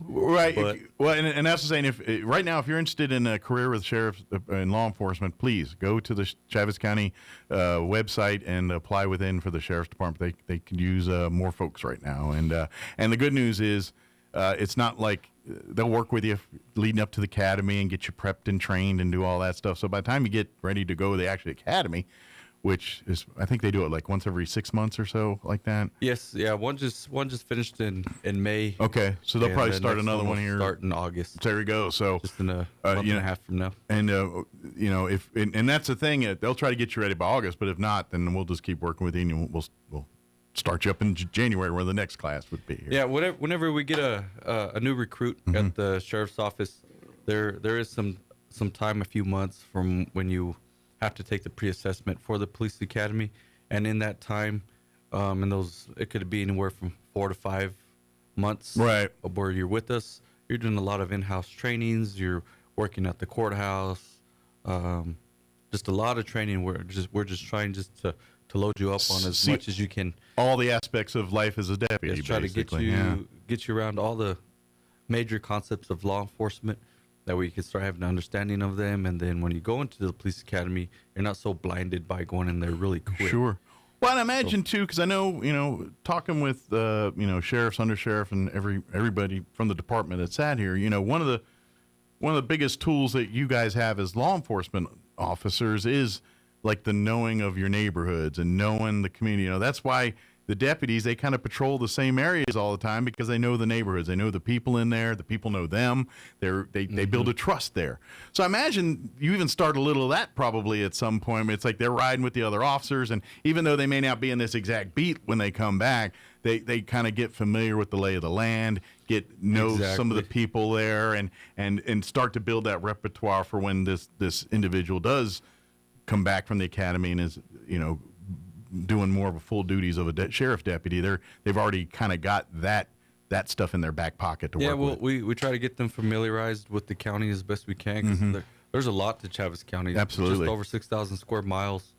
We have a North Districts, our South Districts, our Valley District, Duncan, and it's a lot of terrain to get to know, especially if you're not from here or grew up in those areas. Absolutely. It's a lot to get familiarized with, especially all these back roads, shortcuts, all these other places. And the county is way bigger than you think it is, and there's yes. I did get an opportunity several years ago to do a ride along with the sheriff's department overnight shift, and it was eye opening. It is. There's parts of Roswell that I was just, you get back into some neighborhoods and things, and you just, wow, I've never been back here, didn't know this was here, and the deputies, and this is where I thought it was kind of cool is we're going down that particular night, we're going down an alley, and there's I'm guessing a homeless gentleman kind of laying on the alley there, and the officer there was going to do a wellness check, make sure he's okay and nothing wrong with him, just checking in on him. But what got me was as we pull up on this thing, the deputy's like, all right, there's two guys over here. One, like, he's just pointing out, I missed all this. Oh yeah, just keeping your head on. And I stayed in the car, but just that was the one thing that was like, wow, this is why it's different to be a deputy versus just the average person out there on the street. Yeah, and just like you said, just just keeping your head on a swivel and seeing everything around you. Yeah. When you get into law enforcement, especially law enforcement and other careers that deal with first responder, that becomes like second nature to you. Sure, you're doing it without even thinking you're doing it. But that, I imagine, the academy teaches you some of that, but most of that's literally just doing the job and learning from experience, right? Yeah, the academy will teach you it in a controlled scenario, sure, and by curriculum. But after you graduate the academy, when you come out to the real world, when we put you out with the wolves, that's when we're really gonna crack down on watching you and training you, because right off the bat, as a brand new recruit, you're gonna be nervous. Sure. You're gonna get a little bit of that, and you're probably gonna make a vision. mistake. It's just natural. As humans, that's what they do. It's natural. It's natural to get tunnel vision, and that's something we try to train on. Sure. I'm trying to teach guys on how to break it. Get out of that tunnel vision. That Absolutely, way and that's kind of true in head on a swivel. Any pressure. EMS, certainly military, law enforcement. That's all incorporated into that training, and this is kind of where the experience meets the training, and that turns into what people would call like the spidey sense or whatever. You know what I mean? That is, it's just the you get the feeling, you get the whatever it is. It's something is all right. I got to pay attention, and it's something that you get over time and experience, and you train for it to learn what it is, but you live life to kind of hone the skill and experience it a little bit. If that makes sense. You got to keep doing it on your own. Sure. After you've been trained either through your life growing up, if it's through an academy or through some type of training through work, you still got to do it. Absolutely. Every day on your own. And this is also. where the part is why we honor the blue, so to speak. This is because this is where it takes that part of the job where not everybody can do this, is because you got to be that person, but in this world today, in an instant, be the guidance counselor, buddy. You know what I mean? And that's not easy for people to flip that script real quick like that, to go from defensive or to have to be aggressive to be your buddy. And that's hard to do, and that's to me that's an art that law enforcement folks it really have. is, and that's kind of what some things I've always tell our new recruits. You have to learn how to read people, and it's they'll teach you it in the academy and what to look for, right? But then it's up to you to really pull that training in and understand it and break it down, all those little concepts on what you're looking for. Sure. When you're talking to somebody, because after you learn to read somebody, then you can talk to them, build that rapport real quick. Different from a guy who's being aggressive, from somebody who's being sad, from somebody who just lost a family member, on how to pick up on all the body language, the way they're talking, the way they're using their arms, or sitting down. A lot of people use their hands to talk. Sure. And it builds good rapport, but that's something you have to practice. Absolutely. And that's one of the things I really like.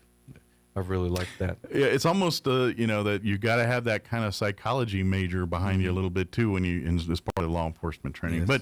But anyway, if you love to serve people and have that server's heart, that's what we're looking for in law enforcement. And please, if that sounds like something you love to do, and this is the thing, it's not an easy job. No one's ever going to tell you being a sheriff's deputy is an easy job, but I will tell you this: it is a rewarding job, and it is rewarding. It is a job that I'm a military veteran, so I can kind of experience what you guys experience in the term of camaraderie, fellowship. If you're looking to be a part of something and want, there's people out there that like, I want to be part of a team. I want to have a guy that has my back all the time. That lifestyle is very much a part of law enforcement, on and off, very so on and off the job, so to speak. Yeah, you live this job and you're at this job more than you are at home. Yeah, it is more than just a job. It's a family, it's a lifestyle, it's a career. It's it's because ideally, every law enforcement at some point that's been serving for 20 years is going to see some stuff. That's just, if you haven't, absolutely. I don't know how you did that. And so the way people get through that is each other. And sometimes the only people can relate to that kind of stuff is the people that have seen it too. And no offense to people that haven't, but you just don't get it. And I know you want to, but you can't. And so that's why sometimes when military, law enforcement, EMS, when they deal with these PTSD type deals, they turn inward, turn to others that could maybe relate to what they're talking about. So, but that being said, that's that's what you're getting into. Is you're signing up. You're joining a family, so to speak. And if you treat it in that such, I guarantee you're going to have a very rewarding career in law enforcement. Yes. Yeah. Especially at the sheriff's office, really family based. Absolutely. So that being said, as far as I know, we're at the summer and things. What's some of the stuff that you guys are seeing that maybe want to put on people's radar? Any safety issues or things that we want to? Safety. Now that school was out just a short time ago, and it's about to start very soon again. You know, the summer's gone by. Sorry, teachers, really you're like weeks away. Yeah, just a few weeks away for the teachers, and my wife, she's a teacher, so she's she's about to start, and she's also been tutoring every day, so her summer hasn't even been off. What grade does he teach? I might asking. Well, she works at Pecos Elementary. Okay. And she does with dyslexia. Oh, okay, I got you. So she's a specialist there. Okay, yeah. My wife teaches second grade at Brendo Elementary, so she's been doing it for 30 years now. So yeah. So, but with summer safety, some things we like to talk about, especially biggest thing is traveling. A lot of things to think about, to kind of calculate before you get on the road and get out there with your kids. Is have some type of little backup plan in case something might happen on the side of the road. Absolutely. Always carry water with you in your vehicle. I mean, even just like me with my kids and all our vehicles, we have bottled waters that have been there for like 2-3 months. Yeah. And they always come in handy. Sometimes the kids might spill something. Well, where's that bottled water? You can rinse it off. Sure. And then we live in, let's face it, we don't live like on the East Coast or in cities and things. You can drive in places, and if something, God forbid, something happens in the state of New Mexico in certain locations, they might not find you for a little bit of time. Yes. And so having a few supplies handy in case it might be the difference between making it and not making it sometimes. Yeah, just extra supplies while you're on the road. One of the things I like to add is, I don't know if a lot of people do it, but my wife and I, we do it with our kids, is a small pack of Clorox wipes. Okay. Keep those with you in your vehicle, because when you have to stop at those gas stations to do potty breaks for the kids, we're kind of germaphobes. Even if it looks clean, you could go in there with that Clorox wipe. And I imagine your background, wipe it down. You're good to go. Just because knowing what you do, I imagine you're one of those guys that every time you touch anything, I'm sanitizing or gloving up or something. Exactly. We have hand sanitizer everywhere. Oh yeah, you guys live with that stuff. But by the way, you can always, like, if you want to help out the sheriff's department for donations, gloves and those hand sanitizers. If you bring boxes of stuff, they love that kind of stuff, and all the officers can definitely help, because they always keep a stack of those in their cars and their vehicles, just because. And Lysol too. Yes, keeping a Lysol can in your vehicle too while you're traveling, that helps out too. Absolutely, yeah. You don't realize how big of bathrooms. You're making these officers' lives so much better when you can donate. So if you do, trust me, I know it may sound trivial. That's game changer stuff for our law firm guys. Yeah, especially Lysol. Even our new recruits, I tell them, Lysol your boots, Lysol your uniform when you're in a nasty place, because you don't want to take that home. Well, I mean, you'll come home smelling like Lysol. Well, even if just the day-to-day stuff, but like the fentanyl world now, and that's got to be scary. And I know your guys train hard on making sure not to get exposed to that stuff, but dude, it's really hard not to sometimes. It just sometimes is. So you got to protect yourself. Be there and you don't even know. Exactly. So, but anyway, that's kind of the key on that kind of stuff. But as far as safety goes, keep some wipes in the car. Not necessarily for fentanyl-laced people, but just for kids having issues and things like that. Another safety thing that I like to touch on is parking lots, especially with your kids. I see it a lot. Kind of gives me the little cringes whenever I see it. Is parents, whenever you get to a parking lot at a store, try to train your kids to don't get out of the car until I go to your door. Okay. Because a lot of young kids, as soon as they park, they like just to get out. They get excited. Take off running. Yeah. They're not thinking about opening the door, what's going to come, if a car might come and hit the door or hit them. That's something that we do as my family. Yeah. Is you wait at the door till I open it, and then you get out. Especially in a busy parking lot. Sure. Whatever door I go to, both of my kids will come out that same door. And it's too easy to lose them and stuff. So yeah, it makes sense. They're not thinking of that, and it's opposite when they're getting into the car. Walk them to the door. As soon as they're in the car, close it. They can buckle themselves when they're old enough. Sure. But I've seen it to where parents will just walk up to the car. Their little 5-6-year-old, will go to their parents already in the car before they are. They're just waiting for that door to close. They're just dropping like there's a teenager in there or something, man. But you but you never know what can happen. Yeah, depending on their especially parking size, lots. some of those probably need to be in a seat still, depending on their weight and size. I'm guessing. Yeah. So which is another matter altogether. So. But yeah, just make sure your kids are in the car. Sure. Before you get in, close that door. Make sure they're in there, because if you get in before, if in a busy parking lot, distracted drivers, older folks, or just people in a hurry parking, can either hit your child, hit the door. Sure. We all know the games. Or even the worst, people who like to grab. Yeah, the sycophants. Yeah, people with not they aren't living normal and have nefarious ideas and things. That's one of the things for parking lots that we would like to touch on. Absolutely, and that's and we all see it every weekend. We'll go to the stores and and the parking lots are crazy. And I imagine, law enforcement spends a lot of time dealing with issues at those parking lots on weekends, between fender benders to all kinds of stuff, and so and unfortunately, there's a lot of people not paying attention in a parking lot, and most of them are mad because there's a bunch of people. There's a lot going on, and then your kid just running excited is just that's one of those things that unfortunately that's how one of these kids end up getting hurt really bad because of complacency, and there's a whole lot of complacency going on there. A little bit of complacency and in a hurry, just think tactically. Yeah, I guess I would say even when you're unloading your groceries in the car, if your kid's going to help out, fine. Just make sure they're away from the aisle where the vehicles are moving. Sure, kind of keep them inside there. Or mainly what we do is you sit in the car, close the door, we're loading the groceries. Sure. I know where you're at. I don't have to worry about you running off. Exactly. On you want putting the bags in the car. So that's something about for parking lots. Although if you got the money, get the delivery service, then you can leave the kids at home and not have to worry about that. Oh yeah, I'm all about that. That's a good benefit for.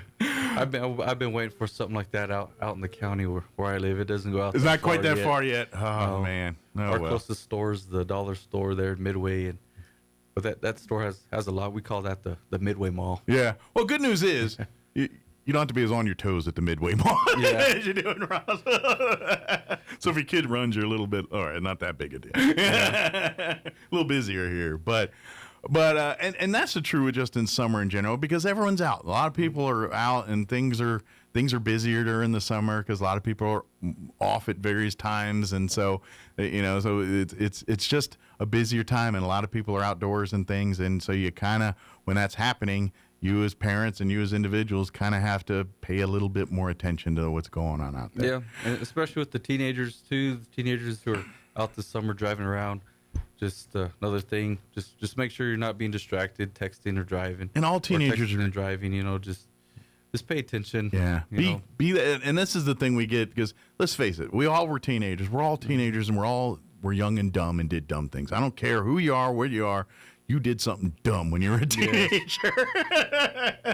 and unfortunately, some of the stuff you guys see is stuff we can't walk back from as dumb teenagers anymore. Yeah. And so, this texting and driving, certainly drinking and driving and stuff, but even I would even say the bigger problem now is the distracted driving with texting and things like that. I mean, the message out is pretty dumb to be drinking and driving. Not saying people don't do it, but most people are more guilty of the texting and driving and that type. And all of us have done it. We all, even if it's just to say okay or yes while you're sitting at a stoplight, that's when somebody ends up dying, because no one thinks that's going to happen to them until it does. Yeah. The teenagers, the distracted driving. Just be cautious. Just be aware.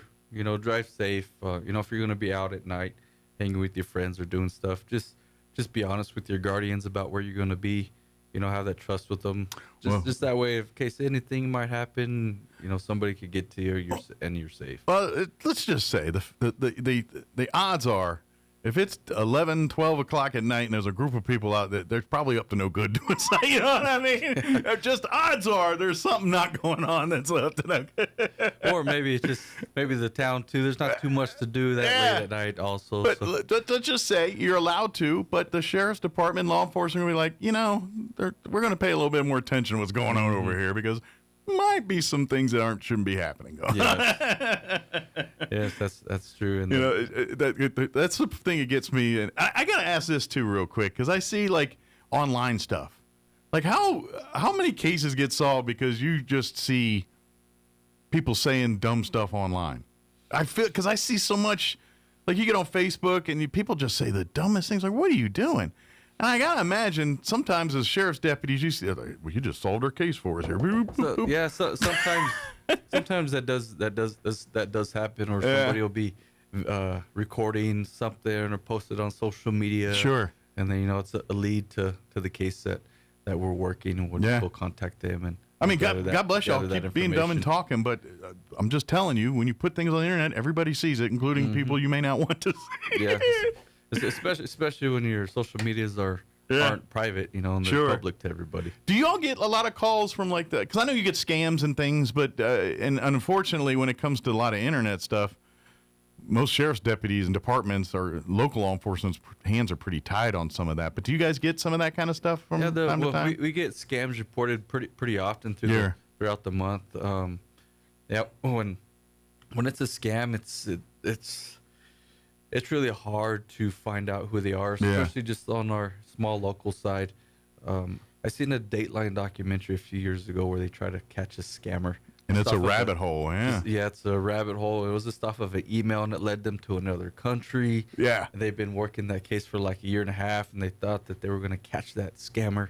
And then something fishy got going on towards the end where they were supposed to meet him, and the guy ran off. And they don't even know if that was the actual guy. So it's really hard. Catching a scammer is...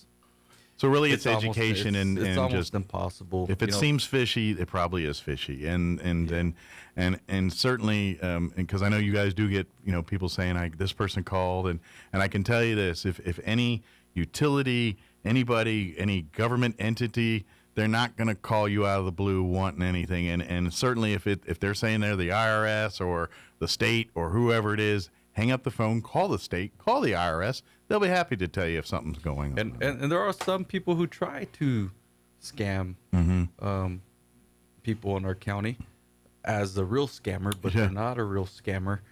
And then when we get a lead that they weren't a real scammer, this happened with us at the sheriff's office. we did the case, did the investigation, and it led to their house here in Roswell. Oh wow! And we got them. Wow, that's cool.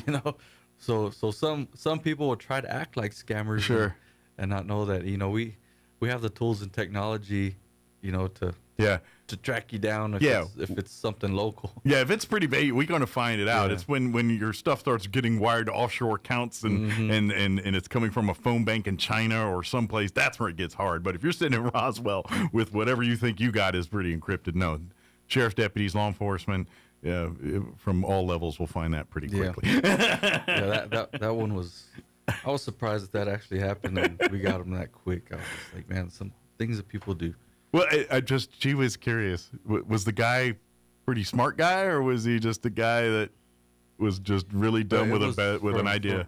From what I remember, it was a couple. Okay. It was a boyfriend, girlfriend, or brother, sister, something like that, or husband. Like, was there some ingenuity to it, or was it kind of just really dumb? They just kind of seems like they just gave it a shot to see what happened, and it didn't work. They were probably sitting one night, maybe inebriated. Yeah, I got a way to make some money, man.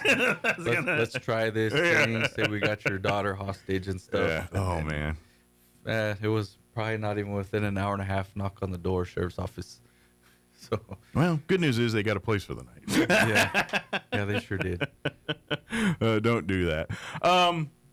What is there any other kind of scams things or any other stuff that you guys are seeing right now that we might want to put on people's radar? A lot of them are coming out or through the coming out like through court. Okay. With some type of court title on there that's saying you gotta you have a warrant out for your arrest. Some say in New Mexico like magistrate court and district courts and stuff like that. But and that you have to pay this and the warrant will be dropped, through the mail, through credit card. They don't operate that way, by the way. That is not how that operates. Some of those New Mexico toll scams. We have zero tolls in the state of New Mexico, by the way. I got one of those like, what toll road in New Mexico did I hit? There's no such thing. I started laughing when I saw it. And it's mainly been the same ones that have been going on throughout about this year and a half that the sheriff and undersheriff posted on our Facebook page. But we like to tell people is if you have any doubt that it might be or might not be a scam, you're unsure, just bring it to the sheriff's office. We'll let you know if it is. Yeah. And if it is, it's just. But I can tell you right now, if you get a text claiming to be from a DMV or from someone that's not how they operate. You're going to get a letter in the mail, probably a certified letter, and if it's court related, maybe an actual live person delivering it to you. Yes. You're not gonna get a text from a court or from somebody saying you're wanted. It's just not gonna happen. Yeah, and it's crazy how the ideas that these scammers come up with. Mm-hmm. They're just be ready. There'll be a new one here by the fall. And unfortunately, they get better at it too. And like I know with like emails and things, there are so many. Hopefully, folks are pretty wise to email stuff that a lot of times you'll get things from. You think it's your bank. You think it's your. I've seen a lot of, especially national banks like your Wells Fargo or Bank of America. Those get faked all the time and thinking they're legit they like things. to target elderly people, sure, especially ones that haven't really been involved in social media or technology, and they'll just think it's something they have to pay, and they'll pay it. So please, if you do get one of those emails, and even because some of them get looking convincing with the letterhead and everything, and then you got to really look to find where let's look at that address or look at this. But if anything looks fishy, just don't respond to the email. Call your bank; they'll be happy to tell you if there's a problem. If there's not, then you're good to go. Yes. So. Is there anything else we want to cover? Is there anything else we missed at LT we want to cover? No, just me, just on here, just doing a little recruiting again, as always here at the sheriff's office.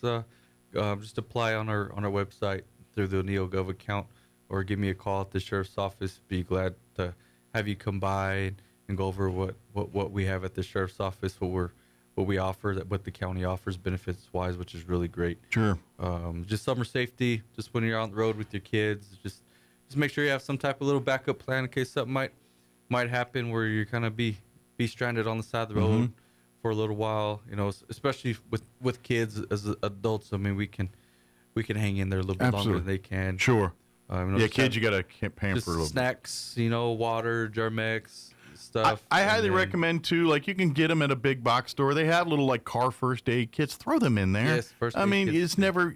You never know when you're going to need a Band-Aid or something. Keep that, obviously if you can keep, some of the, as a growing up and then, dads, keep your jumper cables in there. I'm one of those mindsets. So I've got that kind of stuff. I got a pair of jumper cables in there. I got, stuff. I got everything but the engine lift to take it out. I got something to brush snow. When's the last time I need to brush snow off my But you know what I mean? And so that you got to think with road trips around here, keep the water kit, the cooler, if you got a little Playmate or whatever, and fill it up with water and snacks and things, even if it's just for yourself, but especially for the kids. Other thing too, while traveling, just thought of just to add to it is share your location with some family members if you're okay with it. I mean, I'm fine with it.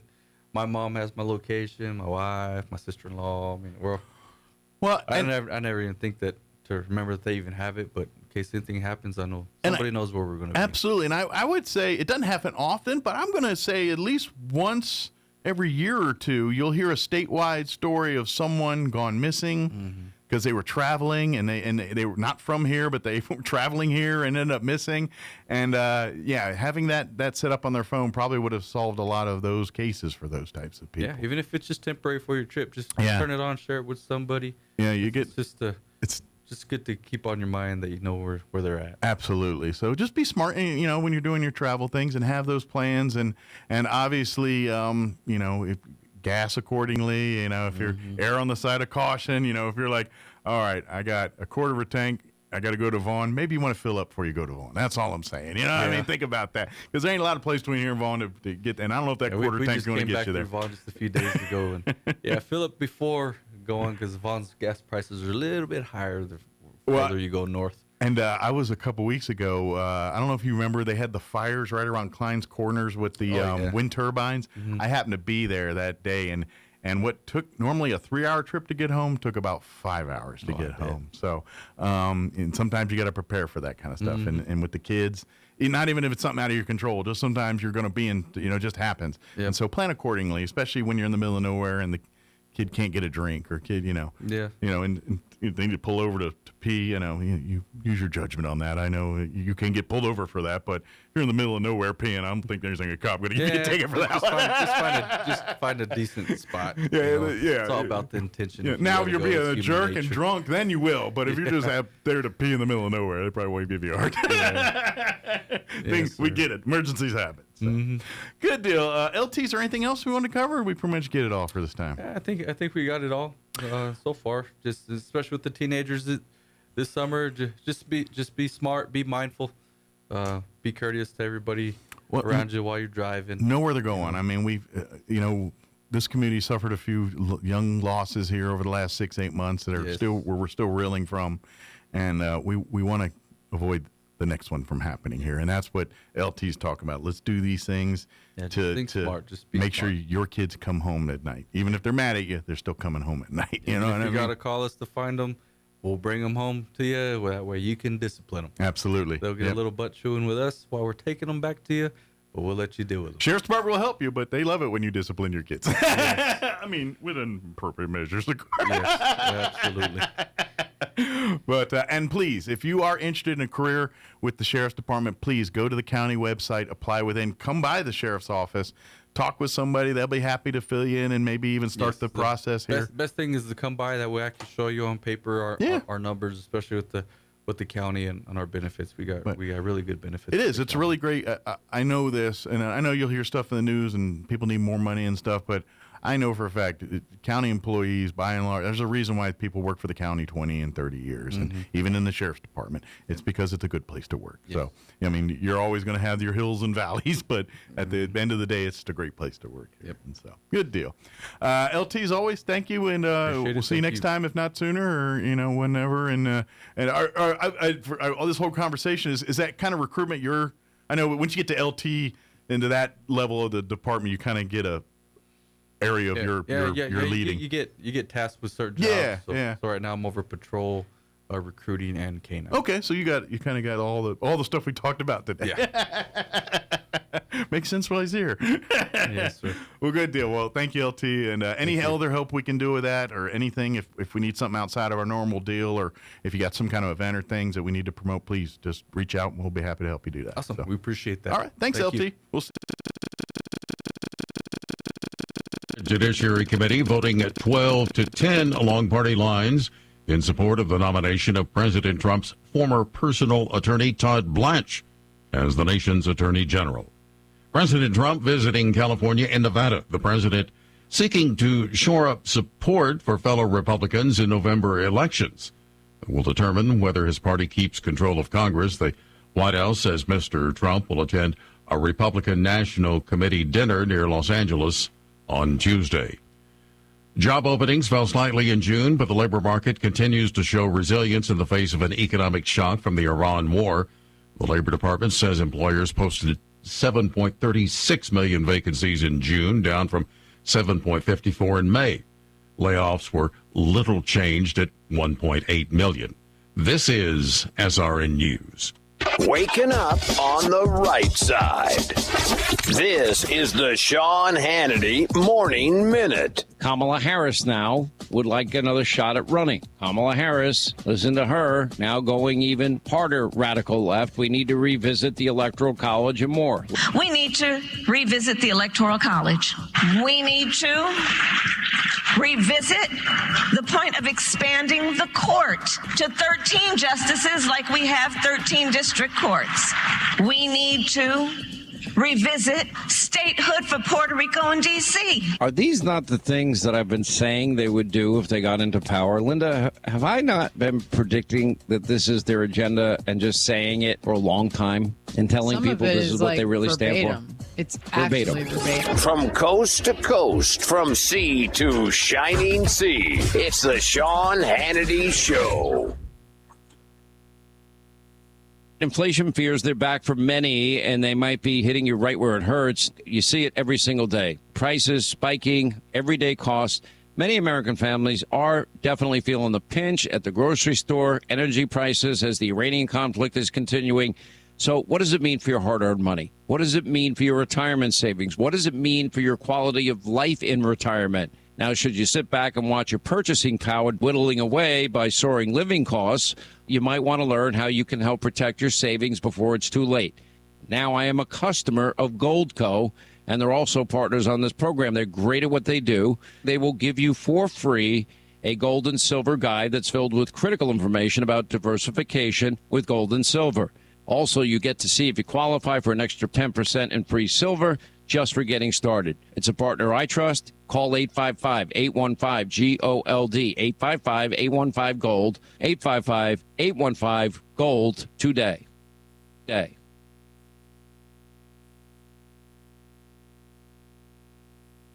People are often surprised by what they find here. More expertise than people expect. Advanced technology. Board-certified physicians. Care you might expect to travel hours for. Right here. We've never believed where you live should determine the care you receive. Close to family, close to home. We're here.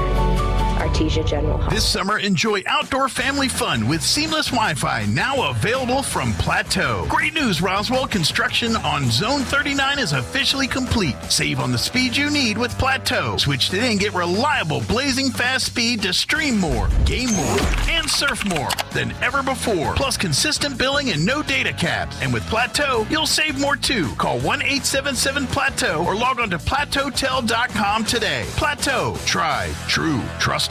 Are you nearly maxed out on your credit cards? It doesn't matter if you're using your credit cards for fun or to survive. At the end of the month, your statements come in, and you can either pay them or you can't. If you can't, late fees and interest rates get tacked on. And now you're struggling just to make the minimum payment due. Do you feel trapped? Am I talking to you? Good, because I personally researched some companies that can help you. They may be able to reduce your credit card balances by 50% and stop the late fees. If you qualify, please call our special debt hotline number right now for a complimentary free 5-minute consultation. Deal with your credit card problem now before it gets much worse and put more money back in your pocket.